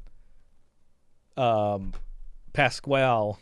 Oh, damn it. I can't think of another Spanish name off the top of my head. Gutierrez. Anyways, yeah. Is he a Bible thumper? He went kind of straight to tradcon. Woman was created for the man. I don't know. I'm not sure. I can't. Might be a lukewarm Christian. You know, we talk about them too. The lukewarms. You know, he's fired up about the Lord. You know. So, but no, I'm just saying. In this particular stance, what you're saying is, you know, you're reading from the Bible and saying that type of stuff. Hey, whatever your belief system is, it is what it is. At this particular point, I would say there are some elite men out here. There are some elite men that understand what it is. And if you come in beforehand and really lay down the rules and understand what it is and leverage yourself and you have options, absolutely. But we're talking about a select few of men. So you're saying what you speak to is for the average man's consumption. Well, if I made this for the non-average man, I might be out of business. Gotcha. Well, you know, I don't think that's the case. I like that. You know, they're talking a little bit about the average man. I do want coaches, you know, content to be for that. I think a lot of that stuff appeals to an average guy. Now, he's a coach, and there's some self-improvement there just inherent in his philosophy. I think, you know, kind of like Marquett points out, just by calling it coach. I think what he might mention now is like, well, if he does it for the not average man, he might be able to make some big money from consulting with guys that make a lot of money. So, you know, he might not be out of business. But, you know, I think it's good to help the average guy. Because not necessarily, but you know what I mean. No, it's not the case, because we find that a lot of people don't have accurate sense of self. They can't look in the mirror and see what's really there. Jose, 2 names for one person. Okay, so it's like 2 first names in that sense. But I'd imagine like they'd still have a family name. So Jose of Maria, 1 male named Jose, and then his mother. Oh, and that would be like her first name. Oh, that's interesting. So then they put her first name along with the male given name to him. Most men are average men. Yeah, and I mean, I think it's just sort of on a theoretical level impossible to, like, everyone obviously can't hit that, you know, high value or above average status. So it's like at some level, you have to have a system that works for everybody. And if most average guys are sitting here being in a system that is essentially oppressing them, instead of, like, you know, there are always costs to pay in any situation, but when it becomes, you can say, unfair, that's when we have to look for a collective solution instead of a individual solution. Like, self-improvement is for the individual, but to make a fair system for everybody, wherever you are, we need a collective solution for that. Female and the male in our society. And in fact, one of the things that made him so popular is because he told a great lie. He looked into the German people and said, "You are the best of all people. Right. You're the best looking. You're the most intelligent. You're the most industrious." That was a lie. That was right? a lie. But he told everybody them know that. Yeah. That's interesting. You know, if you've read like Plato's Republic, when they're talking about creating like the ideal city in speech, there's a part there where Socrates, Plato's Socrates, oh damn it, talks about this thing called the noble lie. And, you know, they're talking about putting a city together and a people. And he said there's like sometimes, like, there's a noble lie that kind of needs to be in place there for the people. And I think the noble lie in there was that the people had originally come up from the ground and they had different metals in their bodies. Some people had gold in their blood. Some had silver in their blood. Some had, I don't know what it was, copper, iron or something. We all got iron. But this then led into how the society was divided by classes. You know, there was the artisan, you know, like the farmers, and then the craftsmen, and the farmers and the craftsmen, I think. And then there was this warrior class, and then there was the philosopher kings, the ruler class. And, you know, this kind of common sort of, I guess, sense understanding of this noble lie helped people kind of organize in that way. So. Yes, and they tried to actually carry that out through eugenics and whatnot, and it was failed. It was a failed system. It was a lie, but the German people bought into it at a level that made them start an entire world war, and even went Tupac, us against everybody. So they bought into it at a deep psychological level, which almost like a religious kind of a mythos, so to speak. Like, it's like a mythological belief of the people. To say that, yes, you can sell very well by telling lies. And I think that's one of the comedies of the internet. You even have folks telling, young men that they're high value when they're not high value at all. Absolutely. And then on the other side, you have women who think that they're queens when they would be peasants in a kingdom. You heard me. Actually, we're on as much as you think we're not on the same page, we're pretty much speaking the same. I think where you might be diverging a little bit is on the principle of, like the guy said there, the woman that might be created for the man, and you can get him. I think a select few of guys can do that. And I always tell you, leveraging options is essential for that type of system. If you're in a feudal society, you have peasants.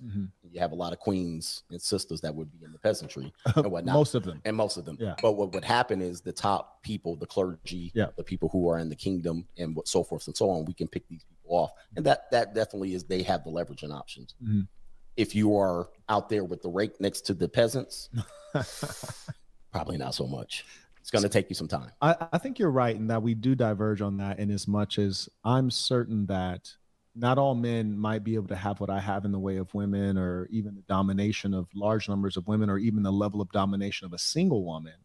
However, I'm certain that every man can be the king in his home. You might be a janitor out in the world, but you can be a king in your home. And so I believe that every man should dominate his woman and keep his foot on her neck. And what's more, she should be pleased to have his foot on her neck. Correct. Okay, we agree there. We agree. However, wait. I think, and again, I'm just guessing that he doesn't have kids. I've never heard him mention it. I've seen some of his stuff before. If that is the case, then I think his kind of logic here starts to come down, because we've yet to see how that applies to once you leverage yourself into a situation. Where Coach, on the other hand, has kind of been there and done that, and has a different philosophy based off that experience. He's talking about, they both kind of talk about leverage and options. Coach specifically says that. But once you have kids, and if you have a lot of money to your name and all that, then having kids is now a leverage situation. And if you have, as he says, kind of having your foot on her neck, once that power dynamic changes and she now has this ability to leave, walk away, and then extract resources from you through the family court, is where I think maybe his philosophy will break down. And, he hasn't put that to the test yet, so to speak. I know from his stuff, he kind of advocates for polygamy closed on the male side with multiple women, and kind of, I guess, having the woman sort of work for you, kind of Andrew Tate style, you can say. But again, in this system, you can only take that so far before you over leverage yourself, or even just leverage yourself at all. Where a Coach kind of sees this differently, and it's just like, no, I'd rather just pay on the front end and not try to lock them down and just get what I need from it in a fair deal on the front end, instead of leveraging myself at all. Internet, y'all told me we was enemies. We was ideological enemies. What are you doing agreeing with me? How dare you? Here's where I say, okay, go MGTOW. Where you go MGTOW. Free agent. You're right. This is free agent lifestyle. This is free agent lifestyle. Wow. What's the website if they want to cop one? GregAdams1.com. Greg Adams, the number one. O-N-E spelled O-N-E. Okay, Greg Adams, O-N-E, if you want to cop the shirt. Correct. For sure. Okay. Now, this is what I would say. I would add to that what you said. Okay. And then I would say, do not involve the legal system. Bruh. Do not involve. Absolutely not.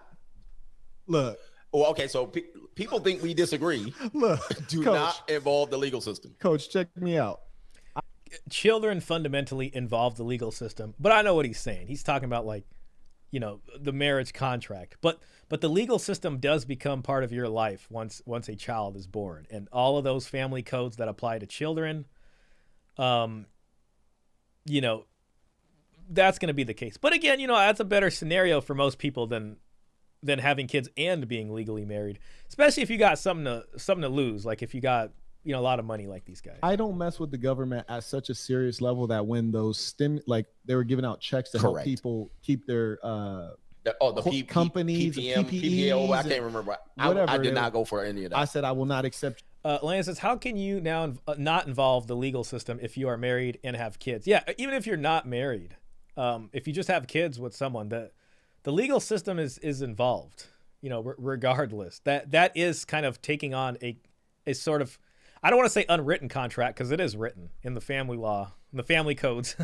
of your respective jurisdictions. But, you know, better, you know, listen, when I used to work at child support, the one thing I kind of understood was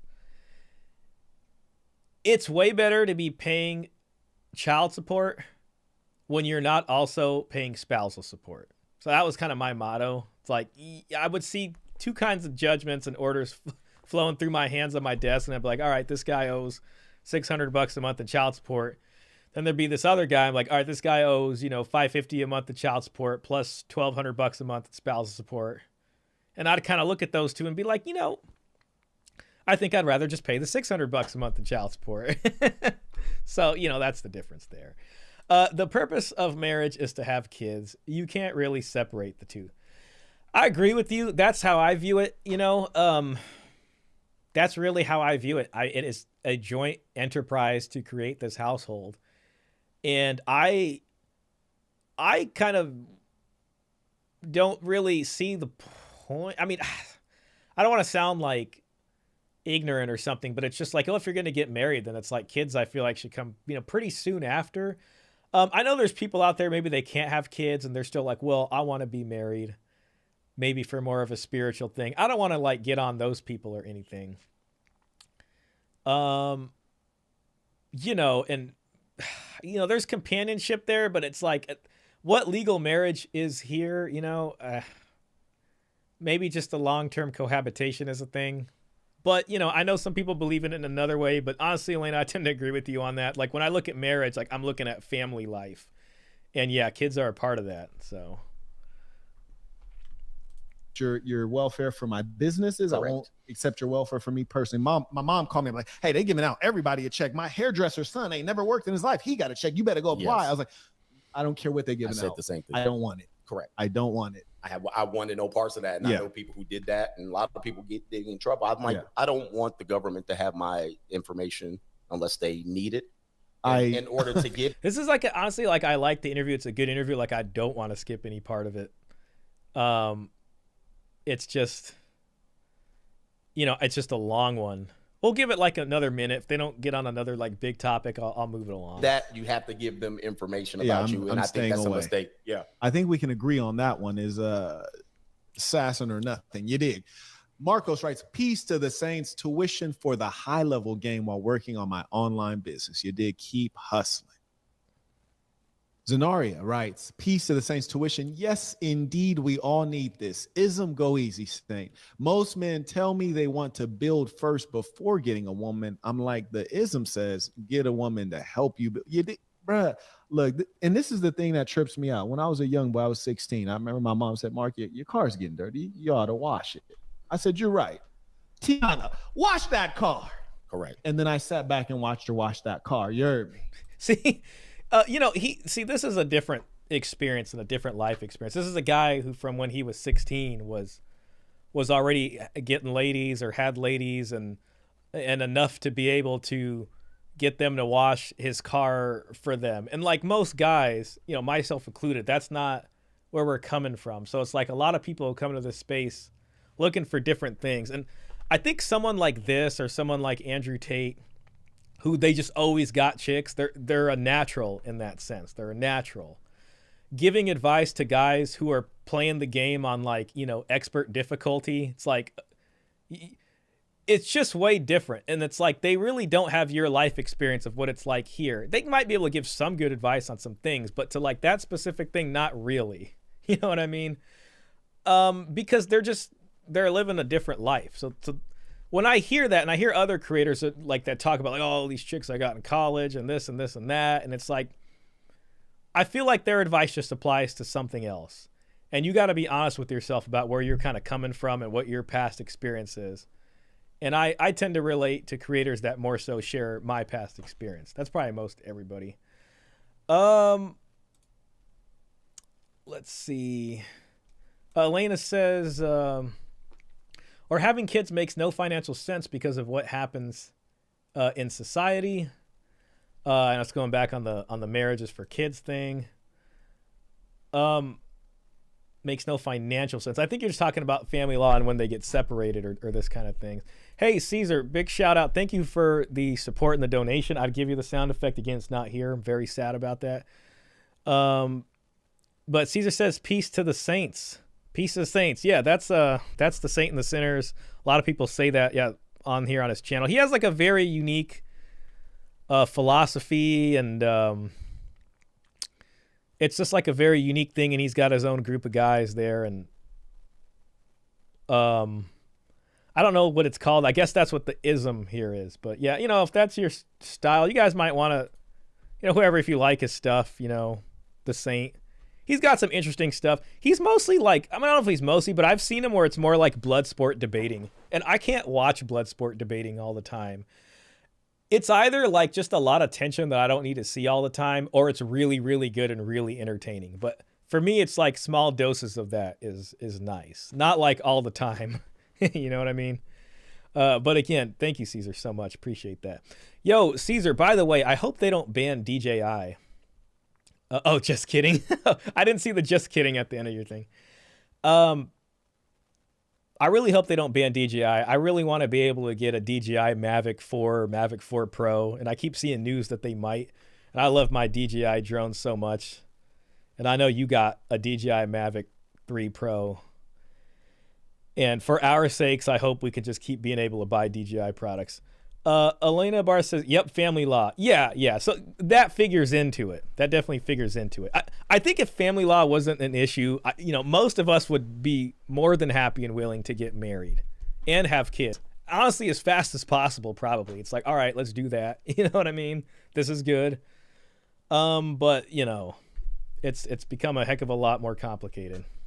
And that's boss mentality. Yes. Which is, there's anything that you can have someone else do, you ought to. Mm-hmm. And the idea that you would waste the great resource of the female who is great with detail, who's very effective, especially when her emotions are engaged. I find it strange that someone's going to say, hey, I'm going to go build independently when you can build with someone in collaboration. I find that to be strange. Sounds like a good idea, doesn't it? I've been living it my whole life. Now, this is where you know what's funny? What Saint here is mentioning kind of echoes the sort of old school practice of bride price. And he's almost talking about like this idea of a woman's labors is brought into the household and used to sort of help further your ambitions, you know. And prior to dowry, I mean, and in some places in the world, bride price still occurs. And typically, from what I've read, you know, from the academic papers that I've been reading about this, is with lower orders of complexity in a civilization with less stratification as far as classes of people go, you typically see more of a bride price, especially where women have a higher participation in the labor, typically like agriculture or taking care of animals and stuff like that, subsistence farming.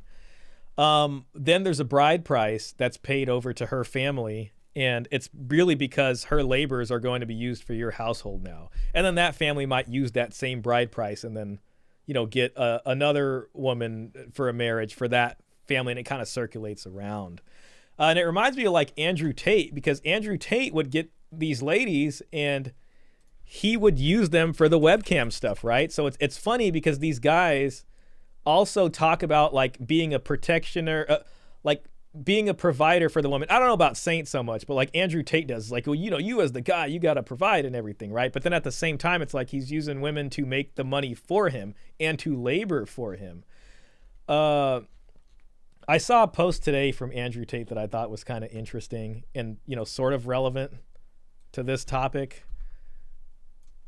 Right here, you know, he says, it is every man's dream to spoil a woman who births children and shuts up on command, right? And then here's him, you know, buying all these expensive jewelry things for these ladies. But at the same time, it's like Andrew Tate is known for using the women to labor for him, to generate income for him in this way. So it's like, is it providing or is it using women to make money for you? right? But here it's like, oh, well, just birthing children and keeping your mouth shut. But at the same time, a lot of what he used to espouse was about getting women to work for him as a literal tool for labor value. You know what I mean? It's just this interesting thing. I just can't help but notice it. There was something else that he said too that I always kind of we'll find it later. We'll get back to this. I don't want to go too far in. Dowry and better family law. Yeah, that would get marriage right up there. The kind of society we have, dowry would make more sense. But with technology and the way it's changing, there's an argument against that. I really am looking forward to my discussion with Paul Elam because I want to dig in pretty deep with this. But last I talked to Paul, he's kind of redoing some stuff with the studio, and he's going to reach out. So I want him to take as much time as possible. It gives me more time to kind of prepare. Bride price assumes a woman provides objective value. Well, yeah, and specifically economic labor value for the household, not just this sort of like, oh, I'm here and I look pretty and the kids. It's like, no, it's like real actual labor value, which it just, what he said kind of reminded me of that, right? Like have her wash the car, using them to build together as a kind of assistant or an employee, so to speak. We'll come in and say, how many women have you had to do that with? It's pimping women. Yeah, essentially, I mean, pimping is like usually sexually. I mean, well, Andrew Tate with the webcam, that is Andrew Tate. That's what it is. Yeah. I mean, but like to move away from the pimping, it's like using them for generating economic value in terms of like working and labor. Andrew Tate more specifically. Yeah, that was some digital pimping going on. Oh my goodness. Or maybe even actual pimping. 100. Oh my good. Women have you had to do? This is where I will come in and say, how many women have you had to do that with? One? Oh my goodness. Or 100? Oh my good. I couldn't even count them. So that's where I would tell a guy, yes, you're saying get a woman to help you build. The problem with that is when we have the experiences that many men have experienced, they had that woman and then go back to the marriage wheel. Essentially, you'll have to replace that woman multiple times. There's not one, there's going to be multiple of those. Right. And then I would tell a guy, what did you get in the end? You got your car washed. So in that time, you got your car washed. However, you spent infinite amount of time, instead of putting into you, having to train another woman. And at that point, you didn't get he says, get a woman. I say you're going to get women. You're going to have to repeat that and duplicate that process, which is time consuming. And his then statement turns false when I say get women.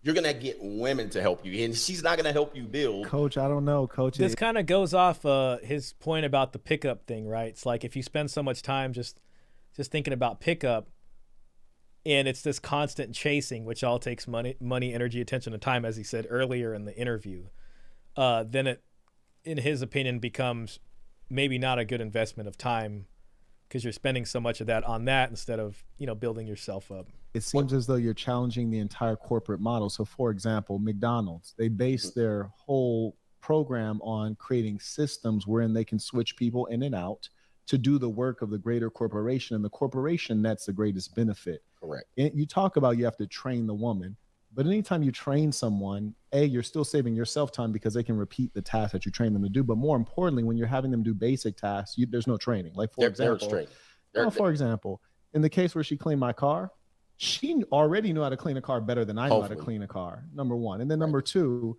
in the case of women who prepare your meals on a regular basis, women who I will say that probably really depends on the car. Now, at that age, he probably had, probably pretty normal cars, so it's not that big of a deal. But man, some people are like really careful about how they paint their car, and they get all the microfiber rags and stuff. And it's like, this is a classic. I really care about the paint. I don't want swirl marks on the paint. If you're going to wash it, make sure it's not too sunny outside. We don't want to get water spots in the car. Make sure to keep it wet. Don't let the things dry on there. You know what I mean? It's like there is a very specific way to clean this car. Oh, no, you're ruining the dash. You're not supposed to spray that on there. It's going to ruin the dash. I just exist. That's my value. Yeah, that's no deal there. Caesar, thank you again. Caesar Quintana, big shout out. And Again, very grateful for that. This money is going towards a new audio interface, which will have sound pads on it, so I might not need my own software. Thank you for that. I like the Saint, and I like some of the things he says, but I think women have a way of wearing you down little by little, and most men don't even know when it's happening. Yeah, I remember like Joe Rogan years ago. God, I don't even remember when. It was before he left YouTube. I think he was still live streaming on YouTube back then. And he kind of described it as like a big pile of marbles as a guy, because he has like daughters. I don't think he has sons. I think he has daughters and a wife. And he's like, they kind of come up to you and they take like one marble at a time. And, it was an interesting metaphor, but yeah, that's what it's like. And I think when it comes to a guy like Saint, and the difference between these two is, I don't think he's been in a position where he's had to be that far leveraged. Where Coach has. So Coach really knows the pitfalls of that, so to speak. So, yeah, you can use women to do that. I mean, and to be an employee for you. Aside from the having kids and being married things, maybe nowadays with the Me Too culture and that kind of stuff, Coach, see, I don't know how old this is, but, Coach talks about that kind of stuff. Like you might have an employee that does a sort of, a Me Too could happen depending on it. They do talk about Me Too in here. Oh, here it is. Me Too movement concerns. That's in there. But he's making a pretty good argument. It's like, well, wait a minute. You could train one person, but it's basically talking about them as an employee again. But yeah, Caesar, I think you're right. And that happens once once you are leveraged in the situation, once this honeymoon period's over and once you hit stability, and then it's just like, it starts to kind of become that way. And you as the guy are probably like, all right, now it's time to ride this out. But at the same time, a lot of guys find that it just leads into this place one marble at a time. And then before you know, you are way down a dark alley or dark road you did not want to walk down. Mr. Pitt says the best car detailing I've ever seen was Ammo NYC on YouTube. I'll have to check that out. I do like watching those videos where like people will go do a deep detail on a car, like a really old dirty car.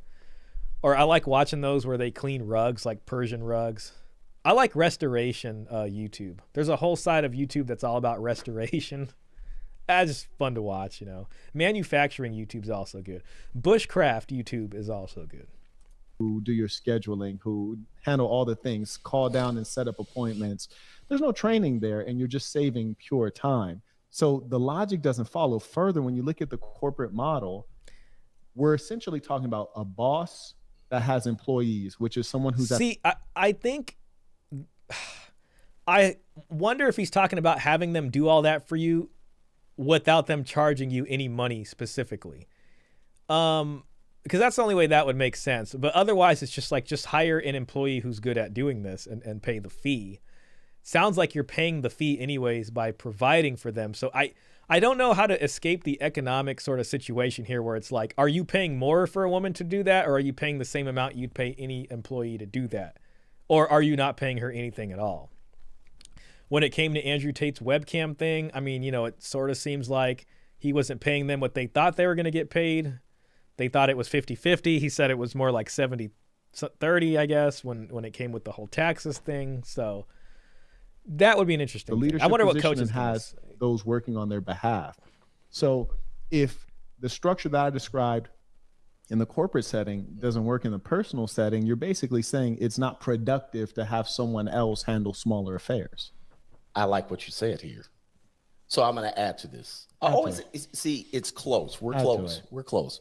In the corporate setting as well, you have high turnover rate at the certain levels. And also corporations lose money when they have to replace new employees, because simply many of the things the first couple of months, a person might be able to know how to do things. Let's say she knows how to wash a car, but does she know how to wash the car the way I need it? She may. Yeah, like, because Coach has that Porsche and the G-Wagon and all that stuff, and he's made very specific about his cars. Now, if Coach had a Toyota Corolla or something that he's had for a good like 8 years and it's got dings on it and stuff, then maybe, like a normal person washing that car, however they wash it, is fine. But if you don't want to get swirl marks on that Porsche, then you know, you want someone that you're gonna have to be like, hey, make sure to use this, and when you're wiping it, don't do like this, like go in like that.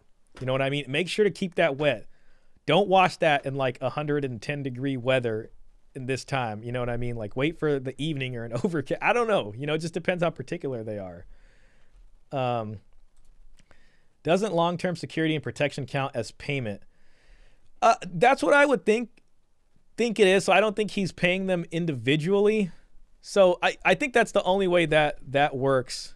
That works there. I guess the question is how much is value extraction is he getting out of that versus what he's putting forward as protection. But it sounds very much kind of like that bride price model, you know, in a sense, except there's no bride price paid to anybody's family here. It's just a similar kind of setup after. Know how to cook, but does she know how to cook for me? So that is going to require no. This is terrible. Absolute. This is, and they could probably leave anytime. This is absolute. So you brought in the corporate model. Yeah. Corporations, when they replace an employee, they actually spend more to retain than they do to recruit. Yeah, retention is a great thing. Why? Yeah. Because they've trained them in the essence of their corporation. They want that employee to drink that Kool-Aid. And when they bring in a new person, it actually costs them more. And so what guys are doing here is they're kind of bringing in certain things and trying to cover it as a one-all be-all, but it doesn't work that way. So number one, you talk about the replacement of the female. There's one cost that you've overlooked. What did I overlook? So there's a certain piece that a man has, and gentlemen, I know you know when you've been missing this piece, when you had that hankering, maybe first thing in the morning, maybe late at night, you'd like to lay down with a woman to have the physical release. Correct. Then beyond that, there's another aspect that we also fail to mention enough, which is the emotional aspect of having that feminine energy there. You hear me? Being around a woman brings a peace itself. When you have an absence of that, yeah, coach is probably like, well, it can also bring complete and utter chaos. I guess it really depends on the dynamic between the man and the woman. Elena says, female beauty and sexuality has an expiration date. If they don't settle down, they will end up being a wallpaper like Whoopi Goldberg that nobody wants to have sex with. Yeah, you know, and that was the original deal. And, you know, part of the beauty and the sexuality, there's also the fertility window.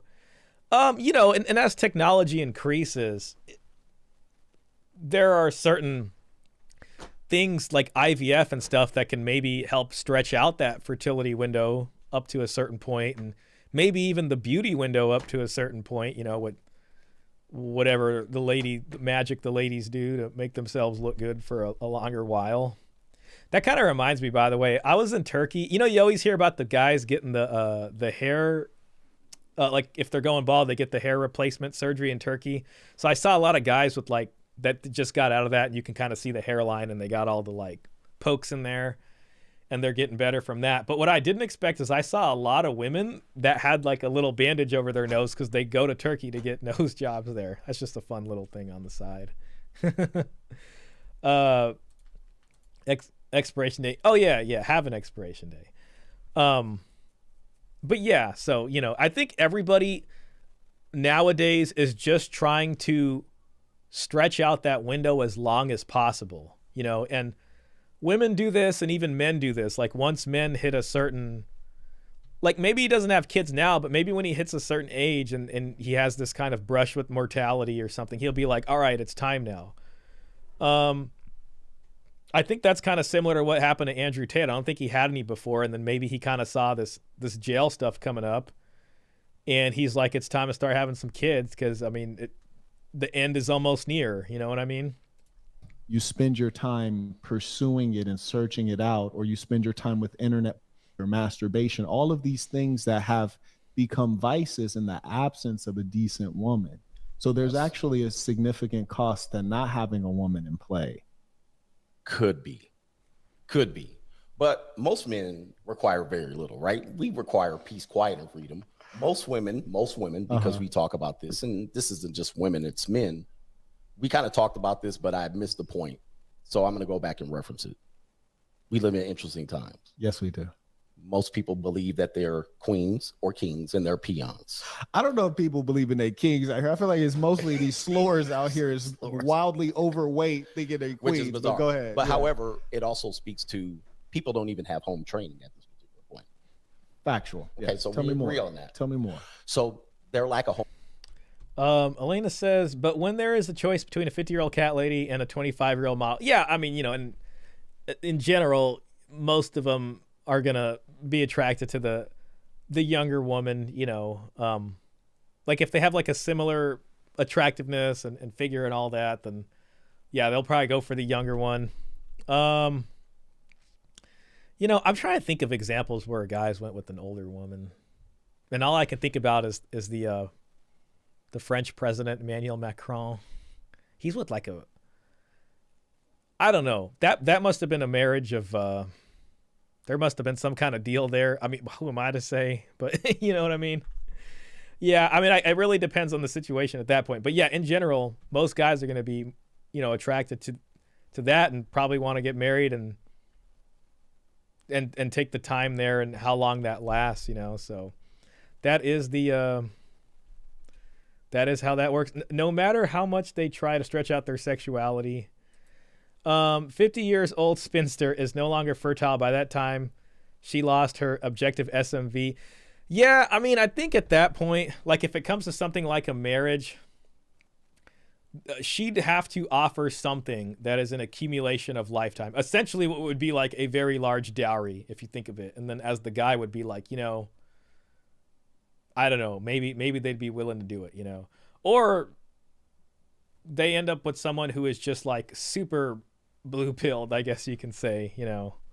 And you know, if they're attractive at an older age, like, yeah, I mean, men will probably still sleep with them. But the marriage is where this discussion really comes in, you know. And that's where they start having a problem.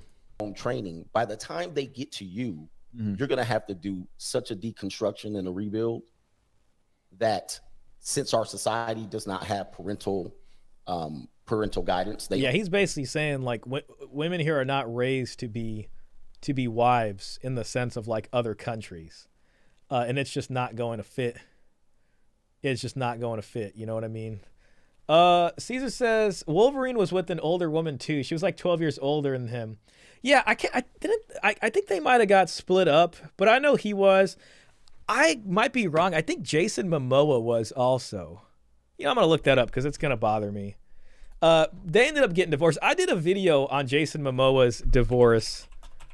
And to be honest, I thought his ex-wife was a good person because what I read about their divorce, I think she probably could have made it worse for him, but she did not, which I totally give her credit for. Oh, yeah, here we go. Jason Momoa. So he's 45.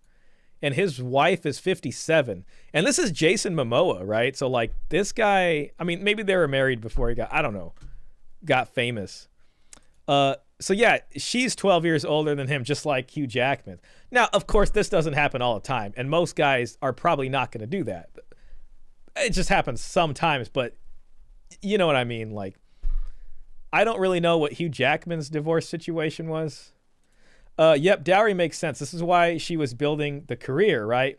Well, yeah, and I mean, I kind of look at it like that in the sense of like, especially with men and women getting married later in our society, around 30 years of age, from 18 to 20, or to, 30, if they got like nothing to bring to the marriage at that point, that is a really bad sign. And it's just like, okay, you have nothing. What were you doing this whole time? And I'm expected to have everything.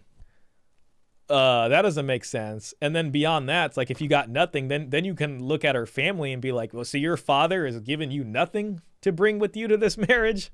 That's how like an old world dowry culture would be. It'd be like, okay, so not only are you, you know, I don't want to use a bad word here, but less than desirable, your father should be ashamed of himself. Your entire kin group should be ashamed of themselves for having you out here like this with the open hand coming to this marriage, you know, looking for some help. That's shameful. So yeah, you know. Also don't have father figures. They don't have a guy who stabilizes that woman and prepares that woman. you're gonna have to deconstruct that person. It's gonna take some time, man. No, I know you in a shouldn't do perfect that. world, No. I know in a perfect world, it's like, oh, she's coming ready. She has a base. So She we have barely has a categories. foundation. We have categories, right? Yeah. Just Caesar says, I think Thor's wife is like 6 or 7 years older too. Is she? That's a lot more people than I expected. It's just kind of interesting when it's like with celebrities, right? Because I don't know, like maybe they're just like, it just makes more sense. Thor actor. Chris Hemsworth. Okay, Chris Hemsworth age. Sorry, I'm just curious. He's 41. Chris Hemsworth wife. Her name is Elsa Pataki. 48. Okay, yeah, so she's 48 and he is 41. That's interesting. But again, yeah, I know that's probably more the exception than the rule. They wasted their life if they have no money at 50. Yeah, I mean, you would have to ask. I mean, yeah, ideally at that age, I mean, they probably got their own house and stuff. And, there would have to be something to offer there. like you don't take every interviewee and hire them. You don't take every interviewee and say, oh, you're C-suite material. You get to be the chief operations officer. No. Some people got to be the secretary. There are different roles for different persons. Exactly. Just like when you have women come into your influence, you say, okay, this girl's a jump off. You heard me? She might be a hit it and quit it.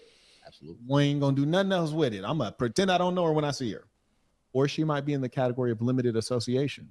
She has some decent personality. Her morals are not completely destroyed. Yep. And she got some good cats. So she's going to be in limited association. You got a girl who's a side piece. You got women who are main pieces.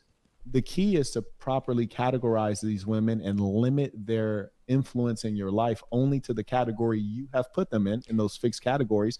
I feel like he's explaining that, and in Coach's mind right now, obviously I don't know, but I feel like he can just hear the words money, energy, attention, and time. Money, energy, attention, and time. As he's saying all this about all these categories and all these different women, all Coach probably is money, energy, attention, and time. And then you extract value appropriately. What are your percentages on available women? I mean, this is just hypothetical. Yeah. What are your percentages on how many people would fall into this person can help me build? That's a great question you ask, Coach. And depending on the man, the qualifications for the position are different. So, for example, in my case, right, you're dealing with a guy who's internationally traveled, had offices around the world. So I need a woman to have a certain level of skills to be able to conduct my affairs. Correct. But I happen to be surrounded by that type of woman, right? You got to remember, like, where I'm moving at, right? That sounds like what I was saying. So it seems like even before that, prior to him having these international businesses, when he was 16, I mean, he had women around that were willing to wash his car. Again, it's kind of what they were talking about earlier. Some guys are just that guy that don't need that pickup artistry stuff, and they just always had women that will do stuff for them. Surrounded by that kind of woman, just as a guy who's in the earlier stages of his, economic adventure into wealth, he's around women who are appropriate for that level. So when you can take that woman, provide her with a little bit of ism and motivation, she can help get him to the next level. And here's the funny thing. Once she helps drive him to the next level, he might have to drop her off at the bus stop and pick up one who's can get to the next level. You see what I'm saying? That's a very real politique way of doing things. And when that happens, when you drop off that woman, and if she wasn't expecting that, that could lead to this kind of Me Too situation, or a situation where she wants revenge, especially if she feels like she didn't get what she expected out of that relationship, a fair trade. This is where a bride price situation would really come in handy for him at the beginning of this. So when this drop off happens, you don't got a woman looking to, harm what he's doing as he then goes out and gets another woman to take her place, right? So there's considerations in that regard that should be taken there. We're very close. Yeah. I mean, I think we sound like we're far, but I think ultimately the call to action is where we differ. Okay. I would say in this situation, based on what he's saying right here, in the modern times, that would be foolish. And I would probably say he's never been married. He's probably never lived with a woman. He's never been in a long-term relationship. Mm-hmm. I'm going to probably say that. What he's saying is coulda, woulda, shoulda. That's what he's saying. And I guarantee you he has no receipts and no examples of what he speak of. So when you do provide some damn receipts and examples of what you speak of. You're just speaking coulda, woulda, shoulda, and we don't deal in coulda, woulda, shouldas. We Coach deal wanted in to say, Coach said meet him in the parking bring lot. Bring that ass, bring it over here and let me know and show me examples. But we don't evaluate on what you could do. We evaluate on what's real. Shout out to the free agents in here. The Baker writes, peace to the Saints. We're going on 2 hours and 30 minutes. I'll let it go for a little bit more, then I'll just go to the legacy parts, and then we'll finish it on that to kind of end at a 3 hour. I could keep watching this. I think it's an interesting discussion. It's an hour and 51 minutes. So, I mean, unless we did this in a 2-part stream, but I'm going to just skip to the legacy part so I can show that Mike Tyson clip I want to share. Coach Greg, do you believe? Do you believe paying for bucks is a stupid move? Well, here we go. We were kind of talking about that earlier. What'd you spend on that box, Coach? What am I spending on it? Let me see. Let me look at my last. I don't know if he should say that, if that's legal or not. Let me look at that Cash App. Listen, I've spent. These 304s taking Cash Apps now? They doing Cash App. Oh, they dangerous out here. They leaving paper trails. I got to operate in cash only. COD, cash on delivery. Yes, exactly. The most I've ever spent on box was probably $60,000, maybe about $100,000. Okay. Yeah. All right. Tell me more. Yeah. It's called marriage, and it's definitely a pay for play move. So yes, in that instance, it's a stupid move. But if you want me to go further, let me know. Okay. Probably tell me. Okay. All right. Shout out to Angry. Shout out to the Angry Man. Chidi writes, greetings to you both, Coach Greg. Just out of curiosity. The funniest questions start with that phrase. Yeah, right. You already know what it's going. Yeah, Lord, just out of curiosity. And they always say it like really calm. Like, yeah, Coach, just out of curiosity. We always talk about debating tactics and stuff. Have you checked out of the dating market, or do you still date women?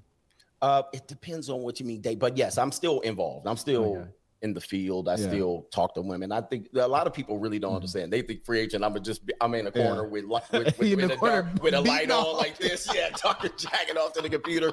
I don't date in terms of how a normie, missing link, a knuckle dragger, a mouth breather would date. But yes. All right, Neanderthal. All right, ham and egger. You guys date. Hoping you invest $600, $700 into the woman. She pats you on your head like this, and then your ass back at home. All right, so I don't do that. No. Checks and balances writes, peace to the Saints. Gotta disagree with CGA. Okay, it's been proven with paperwork that Donovan Sharp has been dating a single mother. He's really on the Donovan Sharp thing for 5 years, half a decade. Even though he tells his followers never. Let's just go to the next one. Billy Bob writes, peace to the Saints. My sister doesn't like my niece being out to 2 a.m. with her friends, but she's 18. What are your thoughts, Saints? I think I agree. In fact, I was with the Saint right here just last night. We're in the gym late at night. We in the gym getting some good work. And there's this thick little thought that was walking around. I was like, oh, she kind of thick, hella thick. But she was like walking outside the gym, just hanging out, sitting around outside. It's pitch black outside. Right. Nothing good is about to happen out there. Only bad. You know what I'm saying? Only bad. And that's the kind of female that I was like, she's thick, but I wouldn't even waste time hollering at her because she's up to no good. And she's an idler. She got all the time in the world, apparently, which is problematic. Right. And she don't know how to go in the house and sit down somewhere. I'm going to move it to long-term relationships. Generally speaking, that's a terrible thing. And at certain hours a day, I don't think her daughter's in. Moving it up a bit. Long-term relationships and success looks interesting. And then we'll do surrogacy and legacy. And then there's more legacy stuff here. I like the discussion on ego and legacy, or the concept. So both of those are pretty good. I think that if you're someone of substance playing the game at the boss level, you've made appropriate plan. Sure. Absolutely. One thing, shout out to Hunter Biden, who's a total dirtbag. Shout out to dirtbag Hunter Biden, because this is what he did. I want you guys to learn from this. He's broken damn near every law there is to break in terms of civil conduct and criminal conduct. Absolutely. Right? And he did it on video camera. Like, he recorded himself like weighing up illicit drugs, but it's okay because he's in the power class. Yes. So what my goal is to do is to accumulate wealth and power and organization such that we are the untouchables. We're not the rule followers, but rather the rule makers. Gosh, I mean, that's you speaking right now. That's exactly what I was talking about that today with my audience. Like, that's where you got to get. Shout out to the Saint Center Nation. You did. We protected out here. Moto SVRF writes, but coach, she did. Yeah, that's what we say. That's the bailout for most men. Yeah, ain't it? It's sad. That'll catch you. It is. That's led to the ruin of many a man. She did. Lena says, a very interesting live stream today. Thank you, Shah. We're going to have dinner. See you next time. No worries. Appreciate you coming in here and saying hi and leaving comments and stuff. So I hope you and Plutarch enjoy your dinner and have a great Saturday night.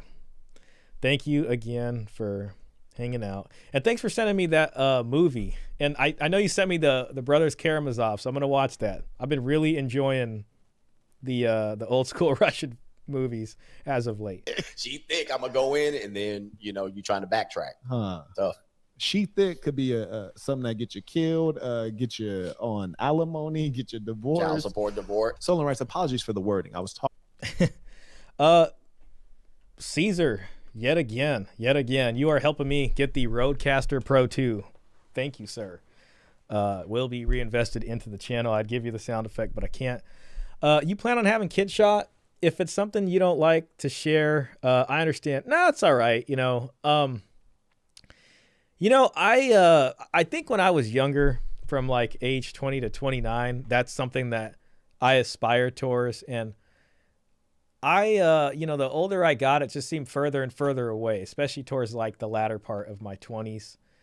And it wasn't something I think I kind of put myself under the pressure and looking at home prices and this stuff like that. And, where I was at,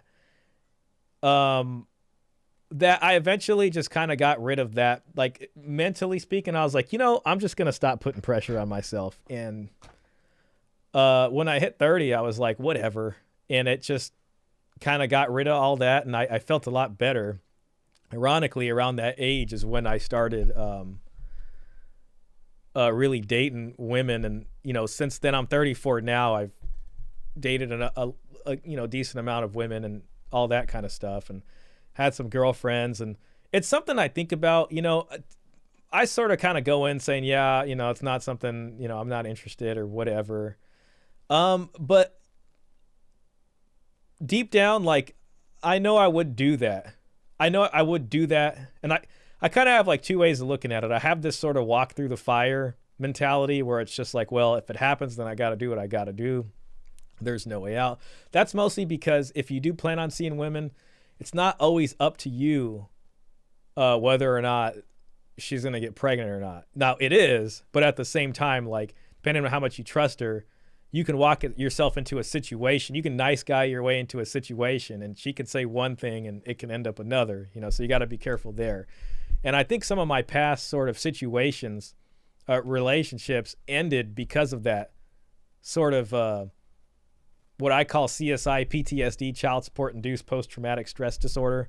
Like, I'm very careful about that with women, and I think to them it sometimes comes off as like a lack of trust or whatever. But I don't know, like deep down, I've thought about it, and it's like I can see myself in a situation where that happens, but it really just depends on like my situation and then meeting someone else who's looking for a similar thing that I actually want to, go the distance with. And what I don't want to happen is an unintentional child happen. Like, I don't want to have to go to my father and my mother and say, hey, you're going to be grandparents. And it's just like, what do you mean? You know what I mean? Like, versus, that's why I think, like, truthfully, like, marriage is supposed to be a good thing because there's an intentional decision there, especially for kids. Like, the family's coming together and this and that. And I want it to be like, we're going to have this kid right now. We both agree on that and then do that. Not like this sort of kid came out of nowhere. Those are two very completely different situations, or like an unplanned or an accident kind of thing. But I can't truthfully tell you I'm planning on having kids. That doesn't sound accurate to how I'm thinking. I've just kind of just been floating around, to be honest. So I can't sell myself or anything or give any advice as pertains to that. I just kind of understand the risk and the associated costs that would happen in that situation. But I'm not entirely against it. And I think some people, do want that and would derive a lot of joy from that. Like one of my buddies, a couple people I know around me have had kids and stuff. And, I never really was like someone who cared to be around kids or even like kids, to be honest.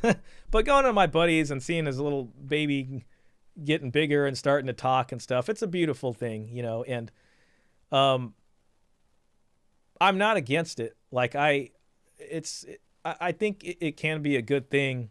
And, I always just called it walking through the fire. Even when I freaking worked at child support, it's just like, man, I don't know how else to, it's just like, I guess I just got to walk through the fire and see what happens. Coach might call that the hope strategy, but planning would not be an accurate way of me doing that. And really, I don't think you should have kids unless you're planning for that, as ironic as that sounds. More so, I've just been dating, and that's kind of what I've been doing from a very no pressure point of view. But at the same time, I'm very careful about managing the risk there.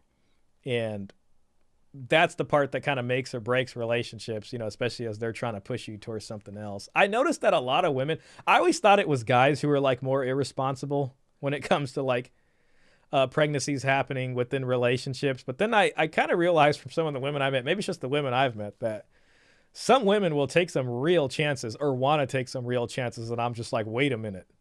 No, let's not do that right now, because you know what I mean? They're just, it's kind of funny. But sorry for that big, long, drawn out answer that probably really didn't answer your question. I guess the short answer is maybe someday. Maybe someday. Talking about the mentality of stubbornness, when to tell, keep going on a path you walked or switch from it. You know what? Let's just go straight to legacy right now. I think that kind of dovetails nicely from that. Coach, donation. what are your thoughts on men who want to have children to carry their legacy? Oh my God. I'm listening to this. This is, oh my goodness. Well, let's just break this down. The divorce rate is 50+%. Many divorces that happen with children. They don't happen without children. It's normally we call it the investment stage, the woman here. And then when the children come, we call it the praying mantis, and when she essentially bites the male head off and disappears him from the family. So have you ever laid a hand across a 304? Have you ever reached back and tested it out on them? I don't have to. I don't have to pull my pen back. Go ahead. But in this situation, I think that is hope strategy. It would be great. I would say 18% of American households are households where two people are together, married, and their children live in that household.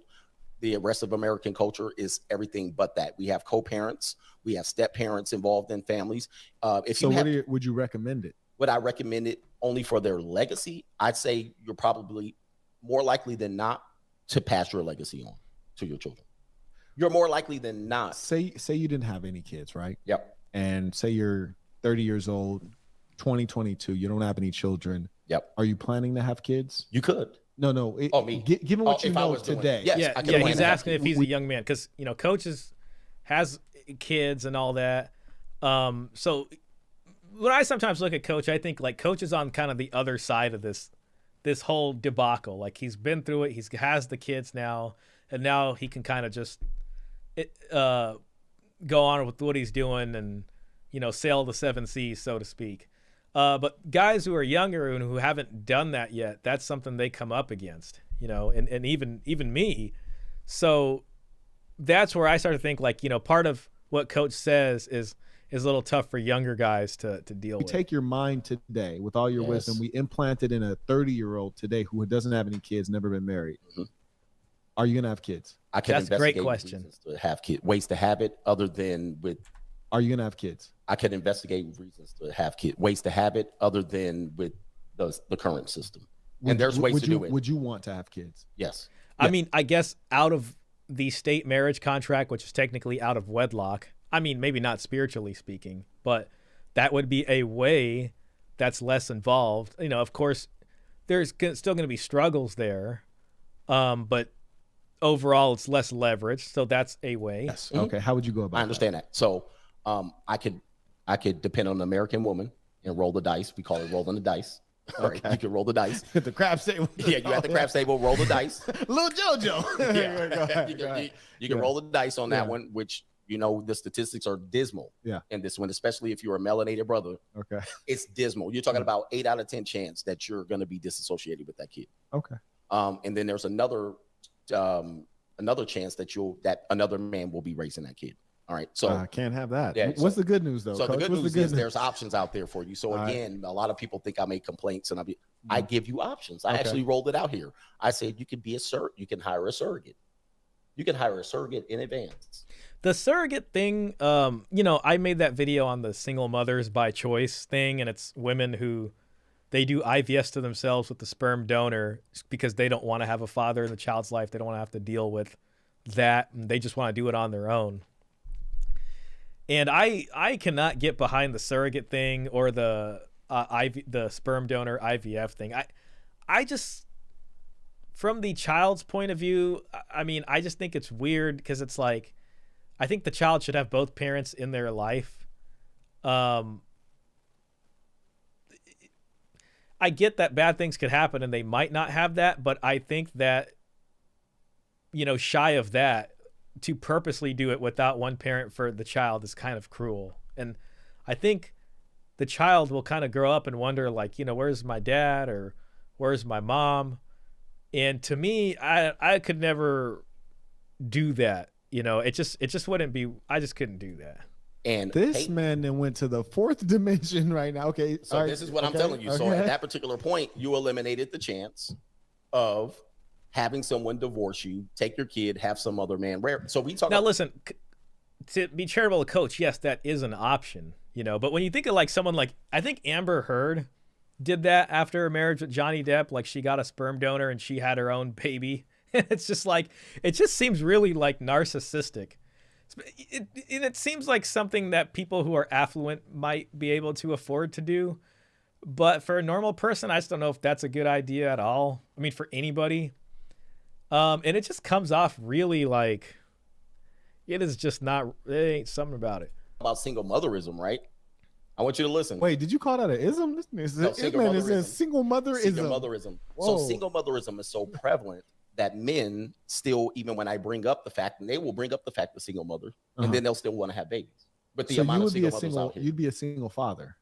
Most men are already single fathers. So you would set that up as a choice. You would make the choice. Most to get men end up in that situation, like consciously. So you would go out, get a surrogate, and then raise your kids as a single father. Many men do that already. I'm not asking you that. I'm asking you, Coach. I would do it. Oh, this man. Now listen. Okay, I think we found the one. We can't come together on this. This man is wild. Pull your mic back. Pull your mic back.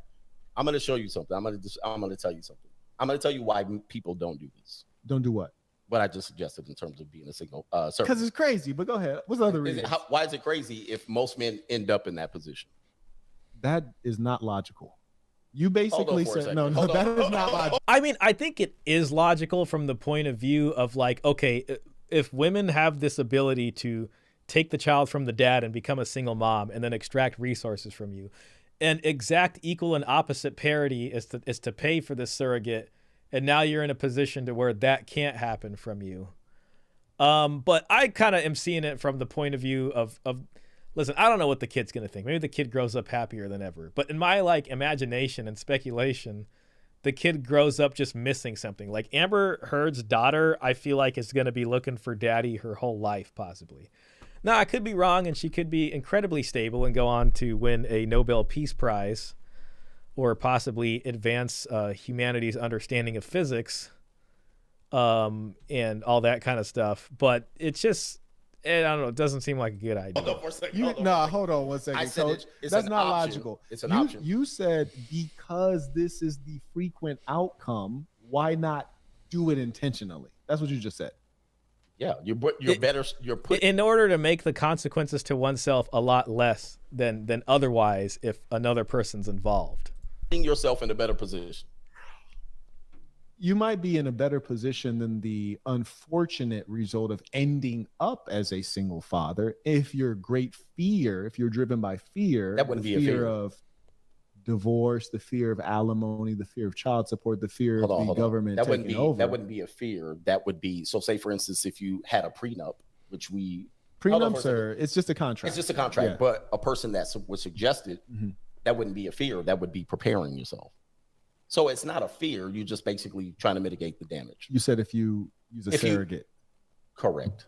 Yeah, I know. Which is popular. It's popularly done, especially with older women. See, I think that's an unnatural thing. And one thing that I'm very strong on is that which is natural. I don't want to have a society that, you know, what the trends are doing, for example, that's unnatural. And this is akin to that. When you're using science to procreate life, that is not right. And I don't say that from a religious perspective. I say that from a moral foundation. Because it comes to the question of, well, when do we stop? You know, when is too much, right? You know, I think I agree with them there about it being unnatural.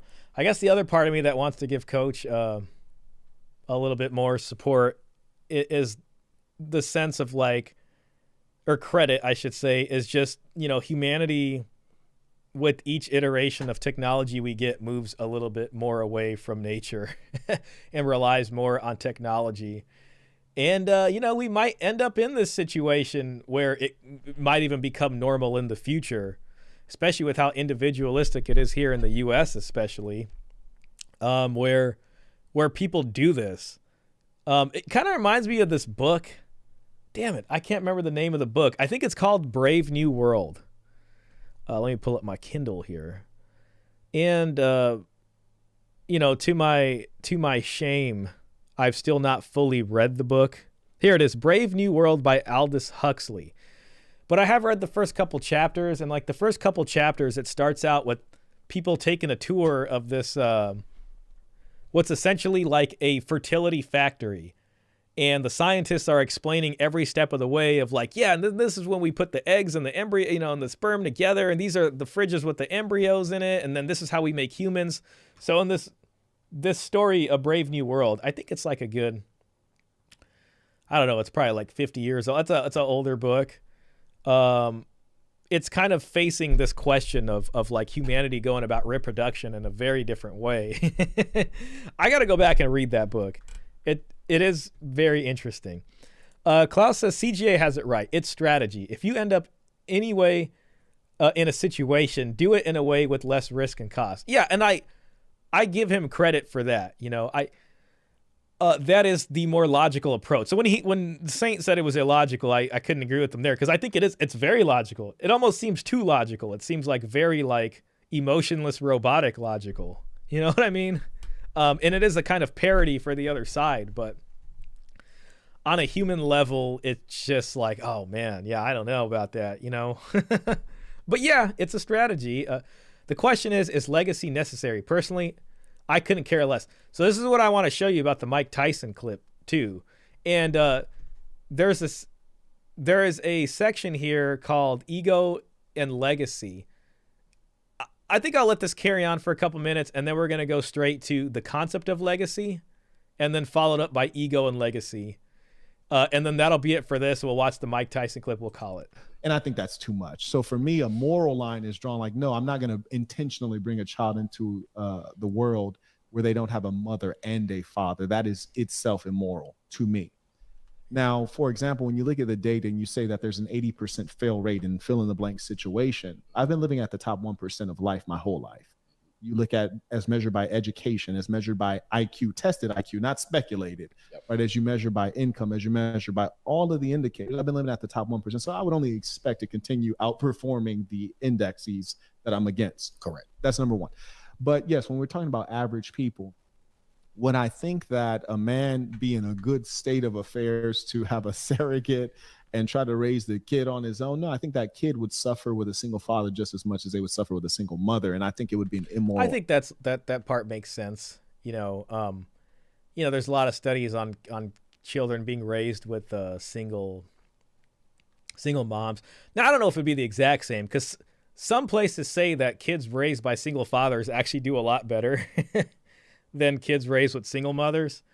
But, you know, maybe there's some other way that's not like this objective, like how good of a citizen they are as far as the utility for the public goes. But maybe on an emotional level, there's an issue there with kids that don't have the mom in their life, right? There's got to be some kind of parody here, but maybe it manifests itself in a different way. Act to even do that intentionally.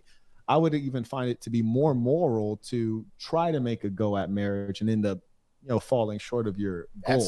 That's despicable what we do in our culture. And I think it's despicable what we do with kids when we do those things. We get in marriages as an emotional attachment. Then when the emotion runs out, we divorce and we leave the kids hanging. And that's what we do now because of romantic chivalry. But for literally most of human history, marriages were not based off of, that emotional thing. It was mostly, you know what I mean? Like, the marriage transactions between family or arrangements in that way. I guess you could say arranged marriage.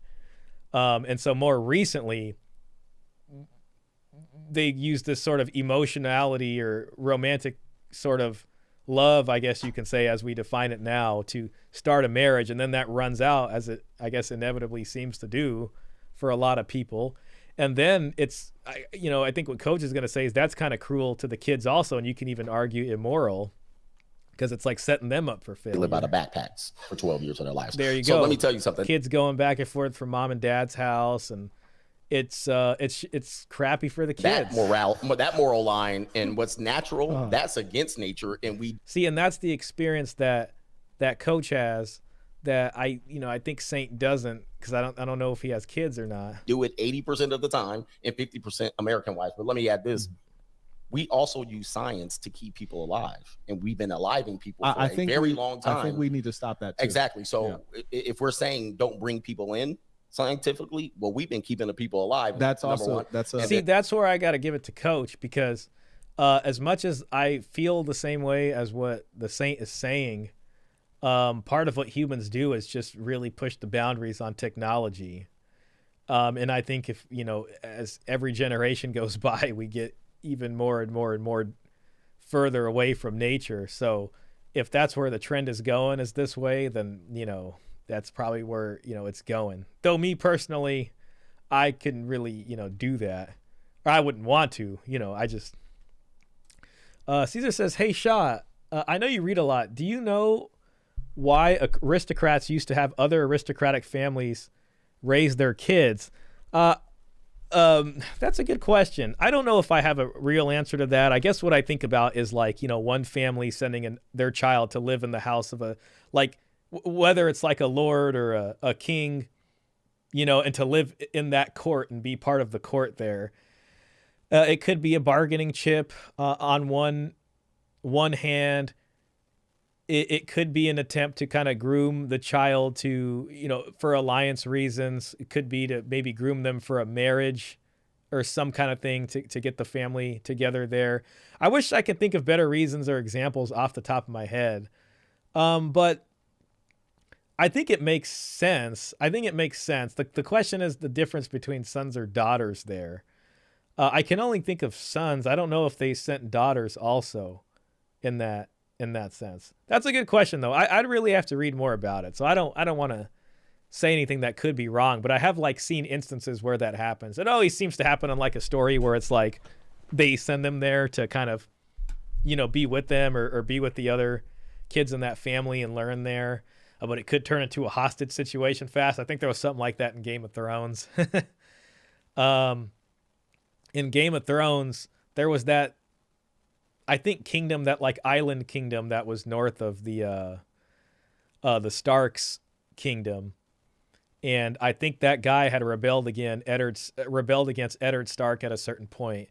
And part of, after putting down that rebellion, was to have their son live in his castle, basically. So the son was close with the brothers there. And then in the end, that son ends up betraying the brothers. But yeah, so it was kind of almost a sort of quasi hostage situation like that. But that's a good question. I don't know. I only think it could be for political ties and to bring families closer together in that way. That's fun. That's the fun kind of history though. I love that kind of stuff.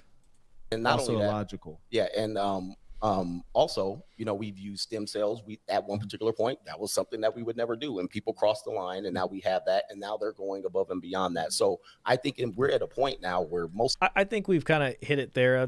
They brought up some interesting points. I want to get to legacy, so we'll get to concept of legacy.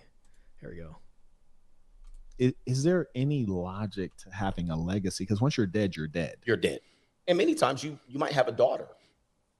There goes your legacy right there. I mean, so if you have a daughter and no other children, and she gets disappointing. And I think ultimately we don't have control over our legacy. Like, even if you're a great individual, the legacy is going to shift over time too. Like, yeah, I think everybody would like to have a legacy to some extent. There is an egotistic portion to that. But does everybody need a legacy? I don't know. And can you control what your legacy is going to be?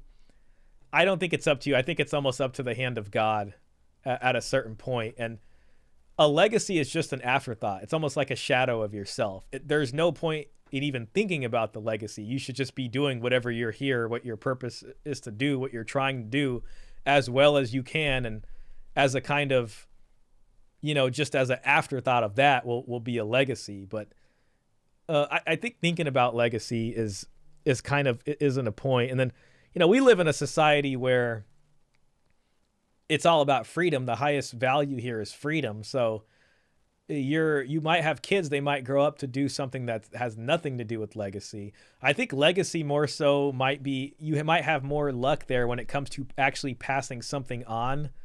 Like if you were a king and a prince wasn't born and you've only had daughters, that could be an issue in a kingdom, because that could be the end of a line. You have a whole kingdom. The kingdom really represents order in the land. And it would be a blessing to have that same organization continue by being carried on by the next in line here, so that there isn't this chaos of who's the new king. Because as soon as that king goes, then these noble families will struggle with each other until someone comes out on top. So that could be a bad period for the people. So having a prince could help. But they have stuff to pass on is what I'm saying. So it's like, you don't have anything to pass on, then what's the point of a legacy? And then in my other opinion is that there's personal legacy and then there's like collective cultural legacy. Personal legacy is only up to the individual ever. I know there's some sort of famous sons of Genghis Khan that were leaders too, but when we think of Genghis Khan, we think of Genghis Khan, or Napoleon, we think of Napoleon. And that's the individual legacy that I think most people think about, but it really doesn't matter who their kids are, unless they did something unique themselves. At best, having kids, if you care about your culture a lot, can help pass on your cultural values, but that's more of a collective legacy of a group of people in which you participate in, like a tribal legacy, which is different from like individual legacy. I always laugh when Coach says legacy ninjas. Yeah, exactly. And again, I do think there's this certain element of like, it's not up to us, it's, I don't know. I think there, and depending on what your spiritual beliefs are, you might have different views on legacy, And she no longer, or let's just say you have a daughter and she said, I don't wish to carry your name forward. That's the end. Yeah. You're dead and you're a memory. Also. So is there such thing as having a legacy? Because personally, yes. When I die, I think if you have guilt with legacy or something like that, the only people who can free you of that burden are your parents, right? So it's like, well, I have to have a kid to continue on the legacy. I don't know. Maybe that's a discussion you have with your father or whoever's legacy you've been carrying and that you carry. But, I don't know. Thinking about legacy to me is still like, it's just kind of. I don't care what's going on. I'm out of here.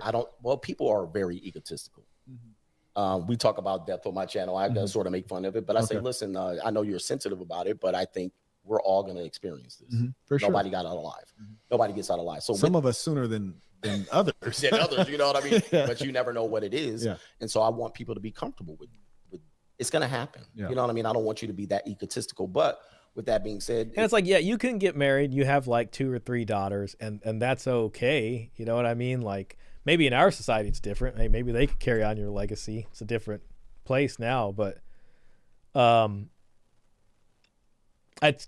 lot of that is in God's hands. If you did have a legacy, would you know about it? Probably not. You'd be taking a dirt nap. Right.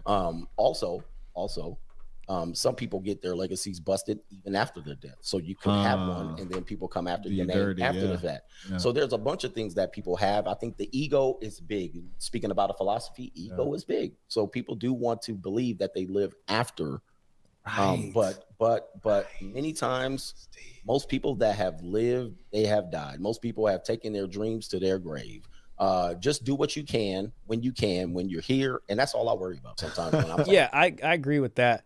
I wanted to show you that clip from Mike Tyson, because it directly pertains. It's interesting. It's just like it's like a little girl, or she's probably like 12 or something, interviewing Mike Tyson, and it's kind of wholesome, but it's also interesting because it directly is about this. So let's see here.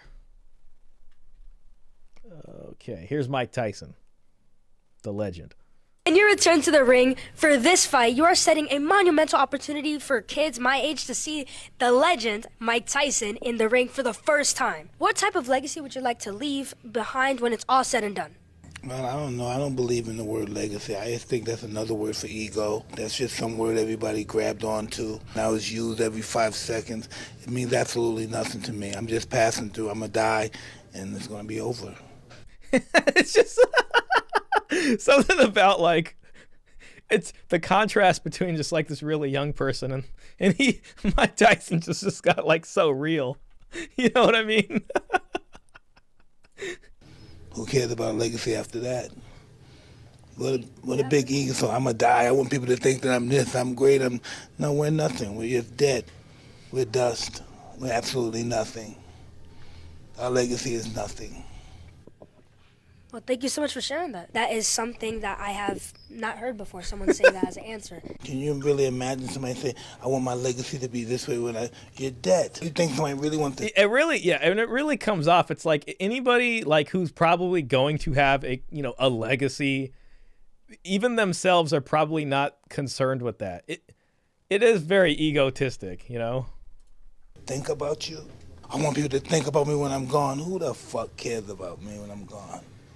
Well, yeah, I mean, and I don't know. I got to listen to this again just because I think it's so good. And I saved this when I saw it because I was like, wow, like I really respect that. I respect that answer. And I like his mindset a lot.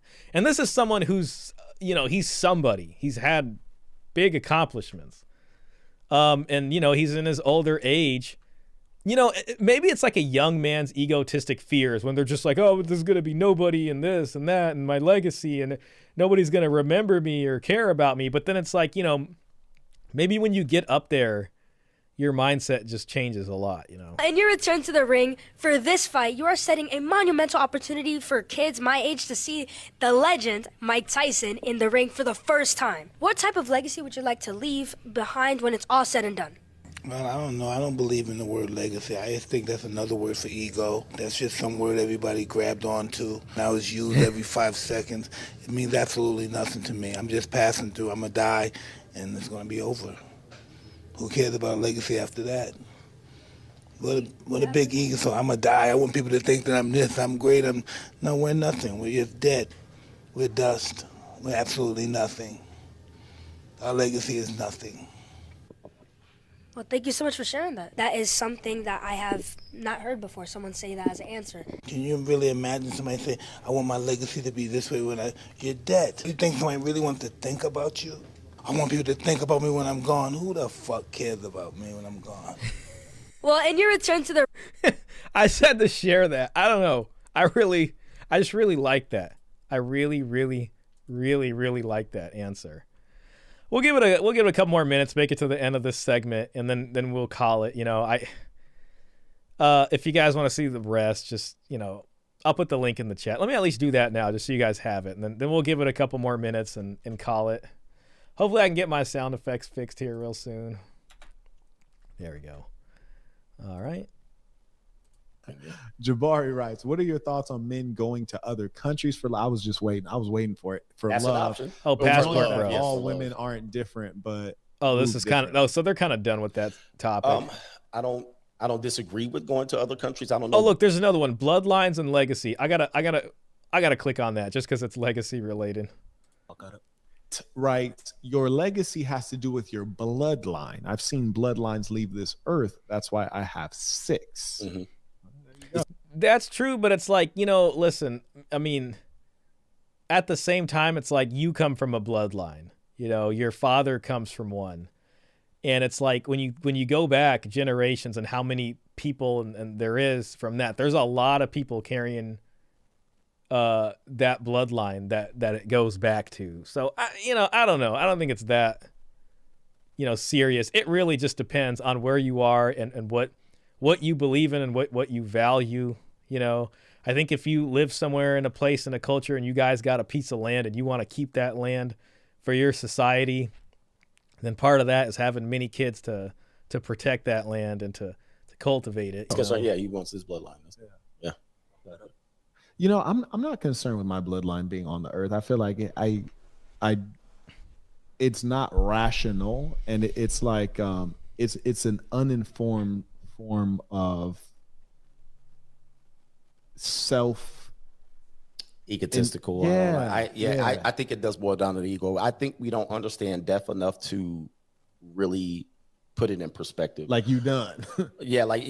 I'm like you getting a dirt nap. You know what I mean? That's all you're getting. Yeah. You know what I mean? Then the maggot's gonna get your body. But a lot of people think that they're gonna live forever and they're gonna be watching from the clouds while their legacy continues, and That's you'll crazy. be interested in it. You'll be like monitoring, moving around. You're like, what I mean? Like The Sims. Like You're in the sim world. You're just watching up here, like, there they are. They're doing fantastic. They're struck. Yeah. I don't think that's the case. And even if there was an afterlife, I don't think you'd be interested in what's going down out here. Exactly. I'm trying to mess with these thick angels out That's here. right. Yeah, exactly. Yeah. Joshua comes through with the baller alert. He writes, "Peace to the Saints.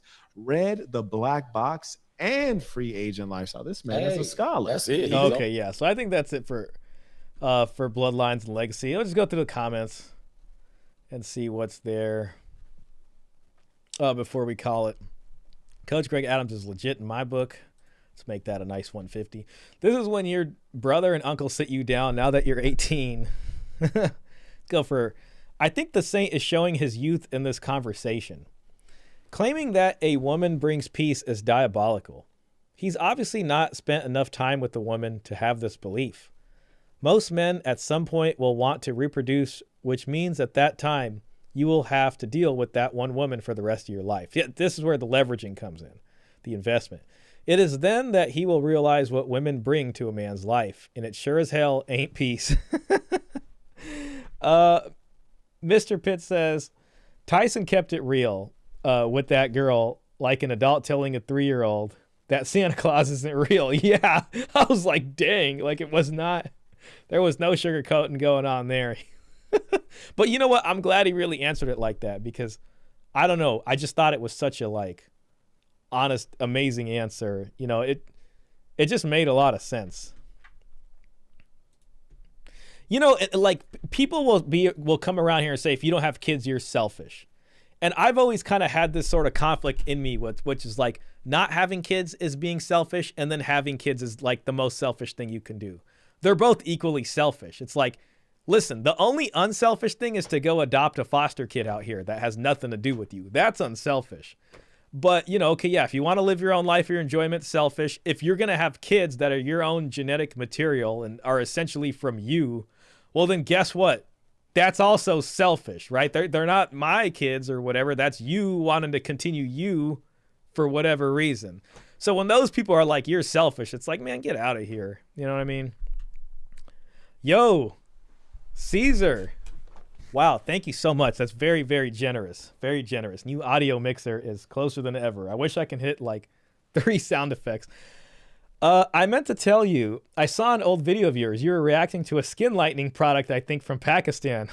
Yeah. Oh, man. Oh, God. Yeah, man. It's crazy when you like travel around to a place like that and you see that, especially if you grew up here. Dude, they have the same kind of stuff in Mexico. I didn't realize Mexico was like that.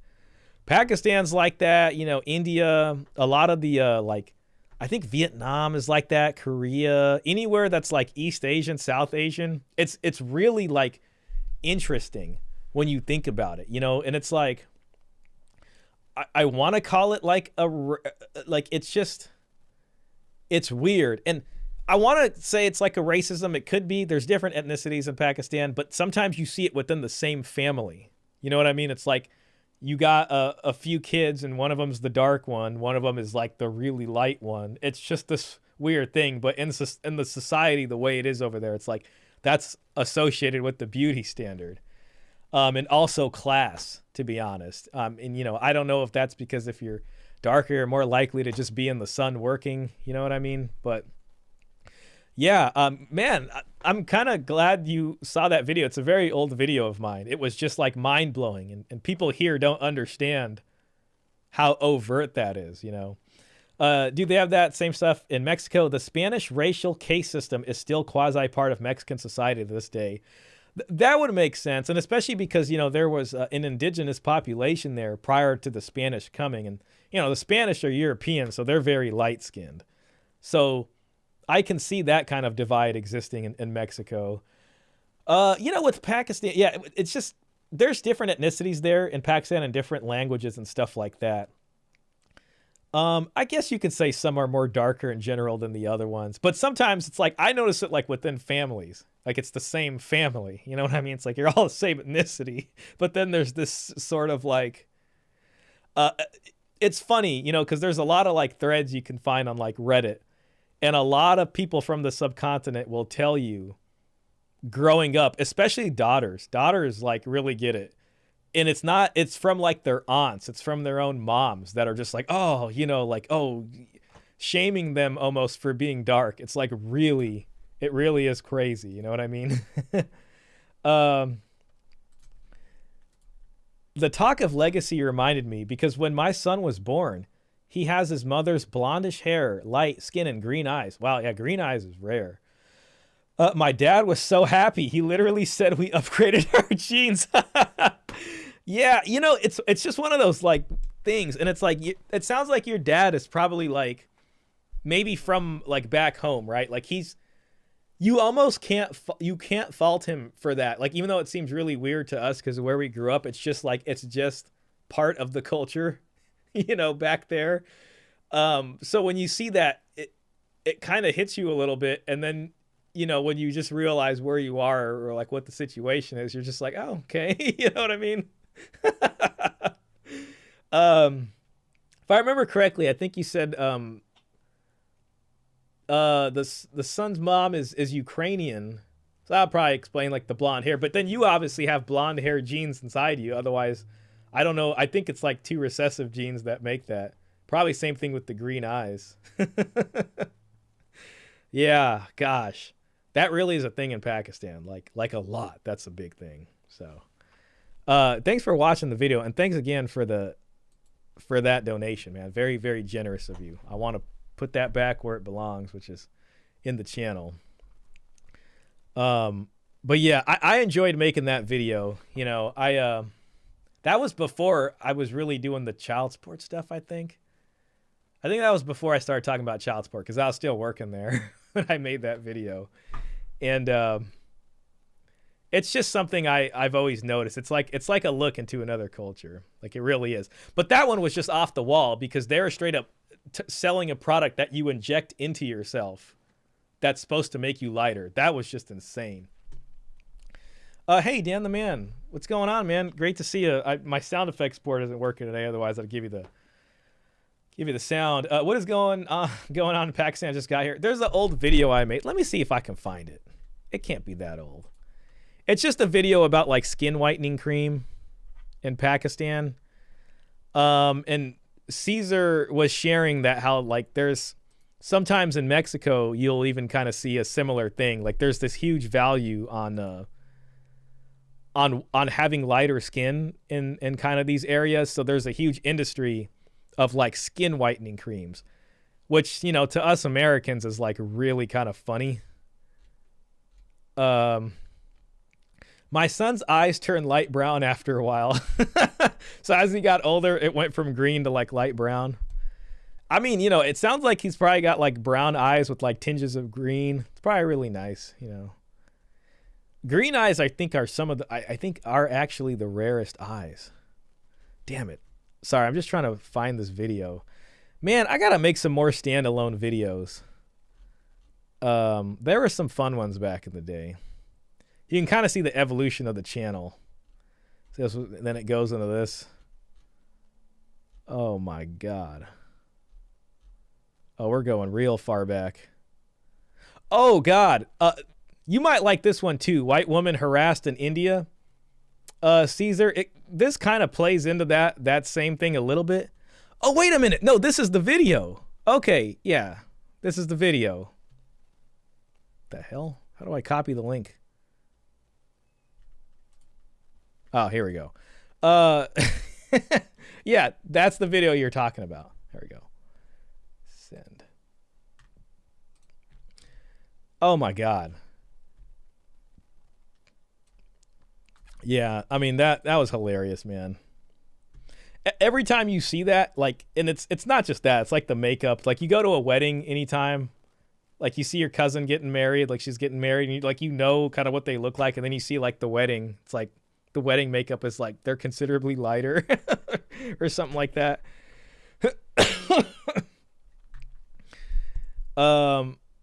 This was a high-level civil conversation. Respect to CJ and the Saint. It really was. Yeah, I would like to see more conversations like that where it's like the people with different philosophies in the red pill kind of discussing it together and challenging each other's ideas. CGA tells it like it is and how to survive in today's marketplace. While Marquett tries to educate you on how to move a certain way, CGA speaks to the majority, while Marquett speaks to those who want to try a different method. CGA uses the cause and effect of today's reality, while Marquett uses history and systems that are in place and why men should move a certain way. Combine the two together and you will be unstoppable. CGA is official, but he has a different playbook than Marquett. His past with divorce has him playing defense, but the younger Marquett doesn't have the scraps and bruises with women like CGA, and he's playing offense. I think that's a pretty good way to put it. Marquett is brilliant, but lacks the life experience to fully relate to coach. Sometimes when wisdom is being preached, it's better to listen. Not gonna lie, this is the only person I've seen CGA collab with. Yeah, Coach, I don't think is about collaborations ever since he was ambushed by, I think it was, what was that podcast in Miami called? Saucecast or something, where they had that Hafiz guy.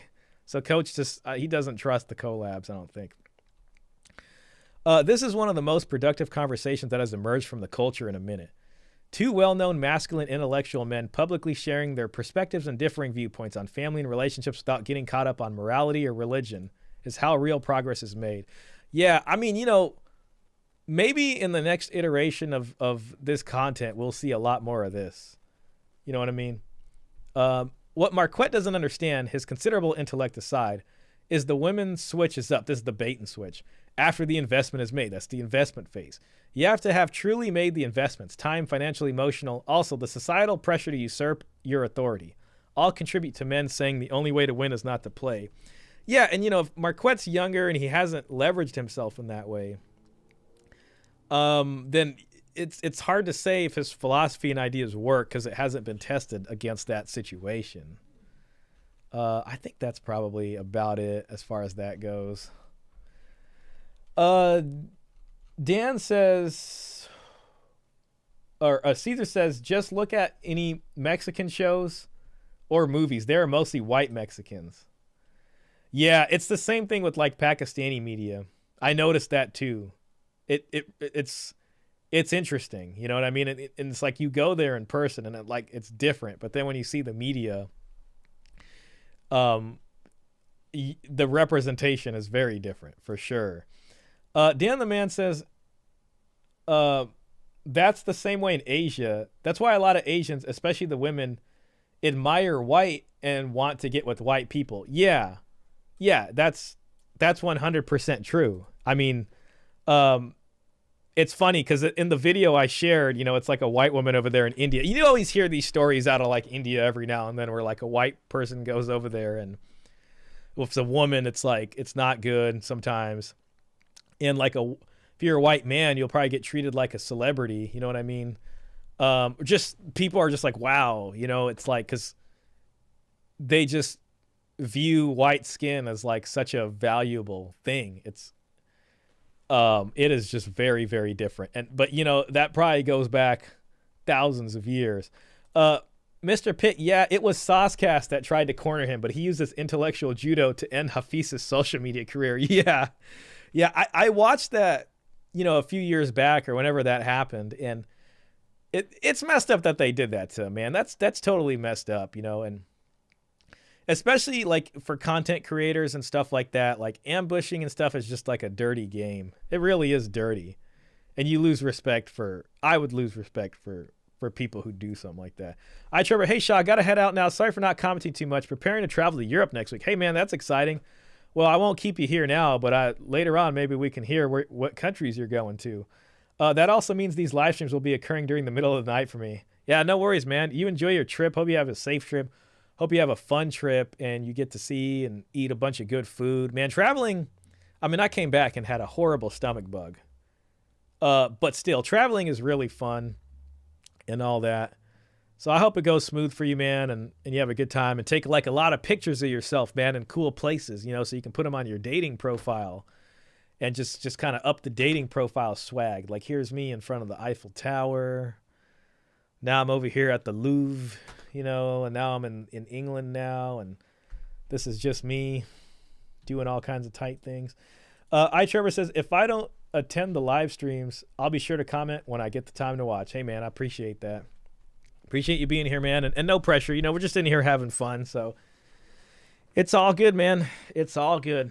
I appreciate you caring enough to be here, and I hope everyone had a good time and appreciated the content. You know, I just tend to look at this like we're just hanging out. We're just hanging out in the tavern, so to speak, and just having a good time. Trevor says, will do, going to Poland only. Okay, cool. Well, it's going to be interesting to hear from you what Poland's like. I really don't know much about Poland other than its various mentions in the world wars and all that kind of stuff. But yeah, I mean, I think if I remember, you're originally Polish, so that's pretty cool. Sounds like you'll probably see some family, have a good time. Sounds like it's going to be chill. Dang, you're going from Australia. I wonder how many hour flight that is. That's got to be. I mean, there's probably, if it isn't direct, there's probably one stayover. That's probably going to be a good day of traveling. So anyways, yeah, God, I don't want to make the commitment that I'm going to make some more standalone videos, but I think I am. I upgraded the motherboard. I upgraded the CPU. I pulled up Adobe Premiere, man, and this thing was just, I was able to just cut clips and put things together like it was nothing. This computer is a beast now. So I am kind of excited to just kind of do like not live stream stuff. Like, of course, Saturday live streams are happening, but I want to make some other videos throughout the week. So hopefully I will get some of that for you guys. And hopefully be able to make some more content. I like to do the standalone videos.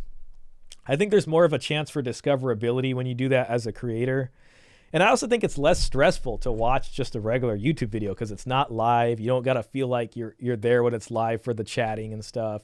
You can hit pause and be like, whatever, I'll get back to this. So, you know, there's some stories I've been looking at, so I'll try to make some videos. So hopefully throughout the week, and Trevor, while you're gone, then you can just see videos that aren't live streamed. So you don't got to feel too pressured or anything like that. Yep, my home country. That's awesome, man. Going home. Back to the homeland.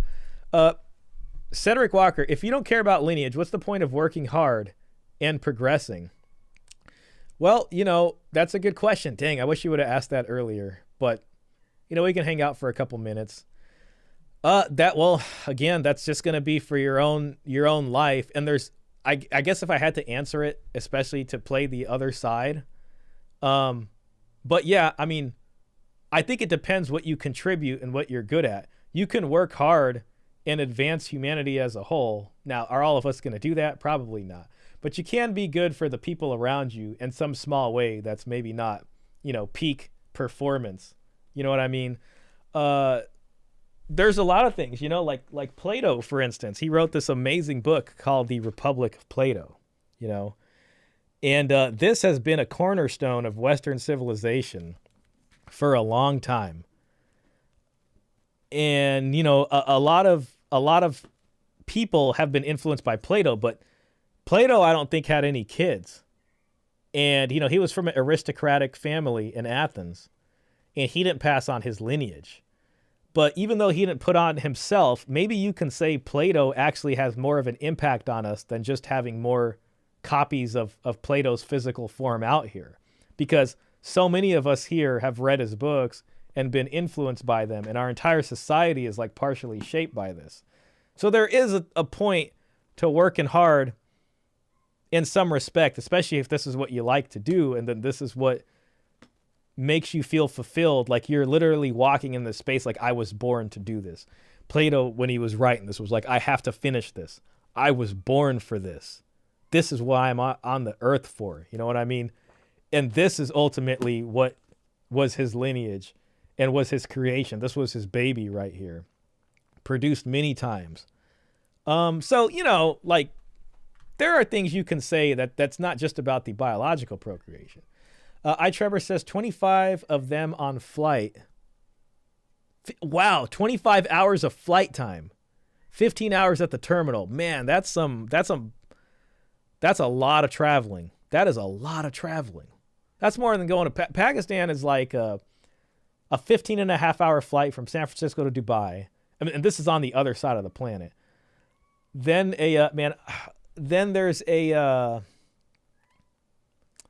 what is there? There's like a couple hour layover, like that was like a good 8 hour layover, and then another 2.5 hour flight. Wow. Yeah, that is. Deanna Man says the only problem with that is that many people will not be able to achieve that level.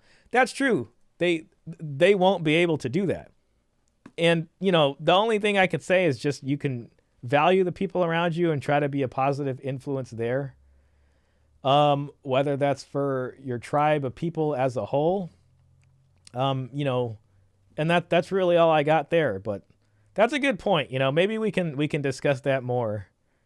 But yeah, you guys bring up good points. Cedric Walker, most people nowadays act vain and only have a short-term mind because they are never thinking about posterity, having children. Property helps those things to foster. Would you agree? I think property for sure helps to be able to feel more confident in creating kids. Back then, a lot of hands were needed, especially to just keep the household going as far as like getting the kids on the farm to work and things like that. But ultimately, when it comes to child rearing, I don't think it's just up to individual people. If you want a society that values that, then the entire society needs to be organized in a way that really makes for child bearing and rearing something that's more of a reality for the average person. There was a thread by Matt Walsh that might be worth doing a video on. I wish I would have brought it up earlier, but there was a debate, and I saw Pearl and her commenting on it. Matt Walsh was having a debate with someone basically saying that being poor is not an excuse not to have kids, and that families that are poor with no money, they should still have kids. Basically, there's no excuse for that. It didn't touch family law or divorce rate or anything like that. And I don't even necessarily disagree with him. I think he's right. Families can be poor and have been poor and had kids. So, that's a thing, but how that works with lineage and legacy, I think it depends maybe who you are and what it is that you're really passing on. But I would say that that's not the only point. I think just as a biological animal level, then that's maybe a point. But I don't think that humans on a spiritual level, I don't think that's the only thing. So, there's probably more to be said on that. The cultural legacy makes the most sense to me, to pass the legacy. Yeah, that's carrying the torch for the entire tribal culture, the cultural value set, more so than an individual legacy set. So it's not really doing it on an individual level. I don't even think you can really do that at all. It's just to keep your own cultural values going. Is there a guarantee that that's going to work? Maybe not. Cedric Walker says, the family is extremely strong. Do you know the clan system in Ireland and Scotland? It was so powerful, the English, when conquering those lands, made laws to break of the Irish and Scottish clans. Yeah, I mean, it's one thing to look at the English encountering them, but you should also read about the church encountering them. You should read about the church encountering the Germanic tribes and also read about them encountering the Irish. When the church first came in to the Irish, they were doing a lot of things in their marriage practices that didn't seem right for the church. You know what I mean? And a lot of effects that the church has had on how Europe does marriage and the prohibitions on marriage, some of those were kind of put more into place in order to break up the way the Irish clan system worked, you know, by prohibiting some types of marriage that they would have said are too close together than what is allowed, especially when it comes to things like cousin marriage and things, or polygamy and things like that. By putting a stop on who can marry who and how closely related they can be, that actually breaks up the clan system more so, and it splits families apart and makes them more as individual units, which then inherently makes them more dependent on the church for community. Now, what ends up happening, in my opinion, is that once the church gets pushed aside for the state then fills that void, and now we're all dependent on the state after that. But the original family structure was not the individual family unit. It was the clan system. The clan system then got compartmentalized into the individual family unit, which became characteristic in Europe. Now we're at a point where there's a further atomization and compartmentalization where families, even as a unit, can't come together, and people want to just stay single out here. You know what I mean? So, yeah, that's a really good point. But we're hitting 3 hours, 30 minutes. And I'm going to call it.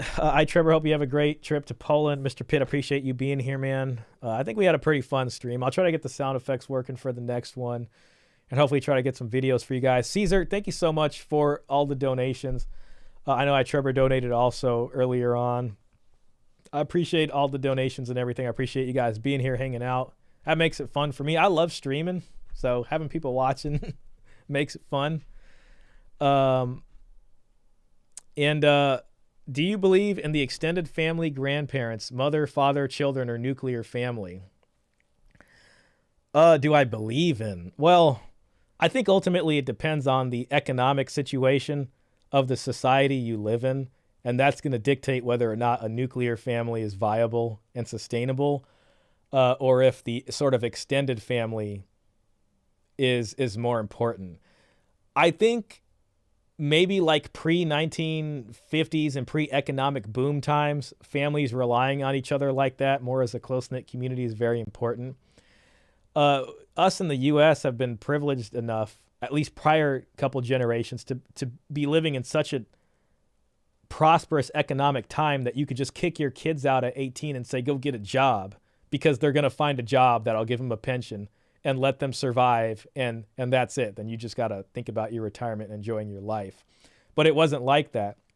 And I think as the economy gets worse and it becomes harder and harder for people to survive, the extended family is going to matter more as far as handing the torch down through the generations to help create strong family units, depending on what happens economically here and technologically. So I can't really say so much, but that's my opinion on that. Mr. Pitt says W stream. Thank you, Mr. Pitt. I appreciate you being here, and I appreciate you being a mod for this channel and keeping things, good in the chat. But anyways, yeah, I'll catch you guys later. And Cedric, thanks for coming in here at the tail end. And I will see you guys next time.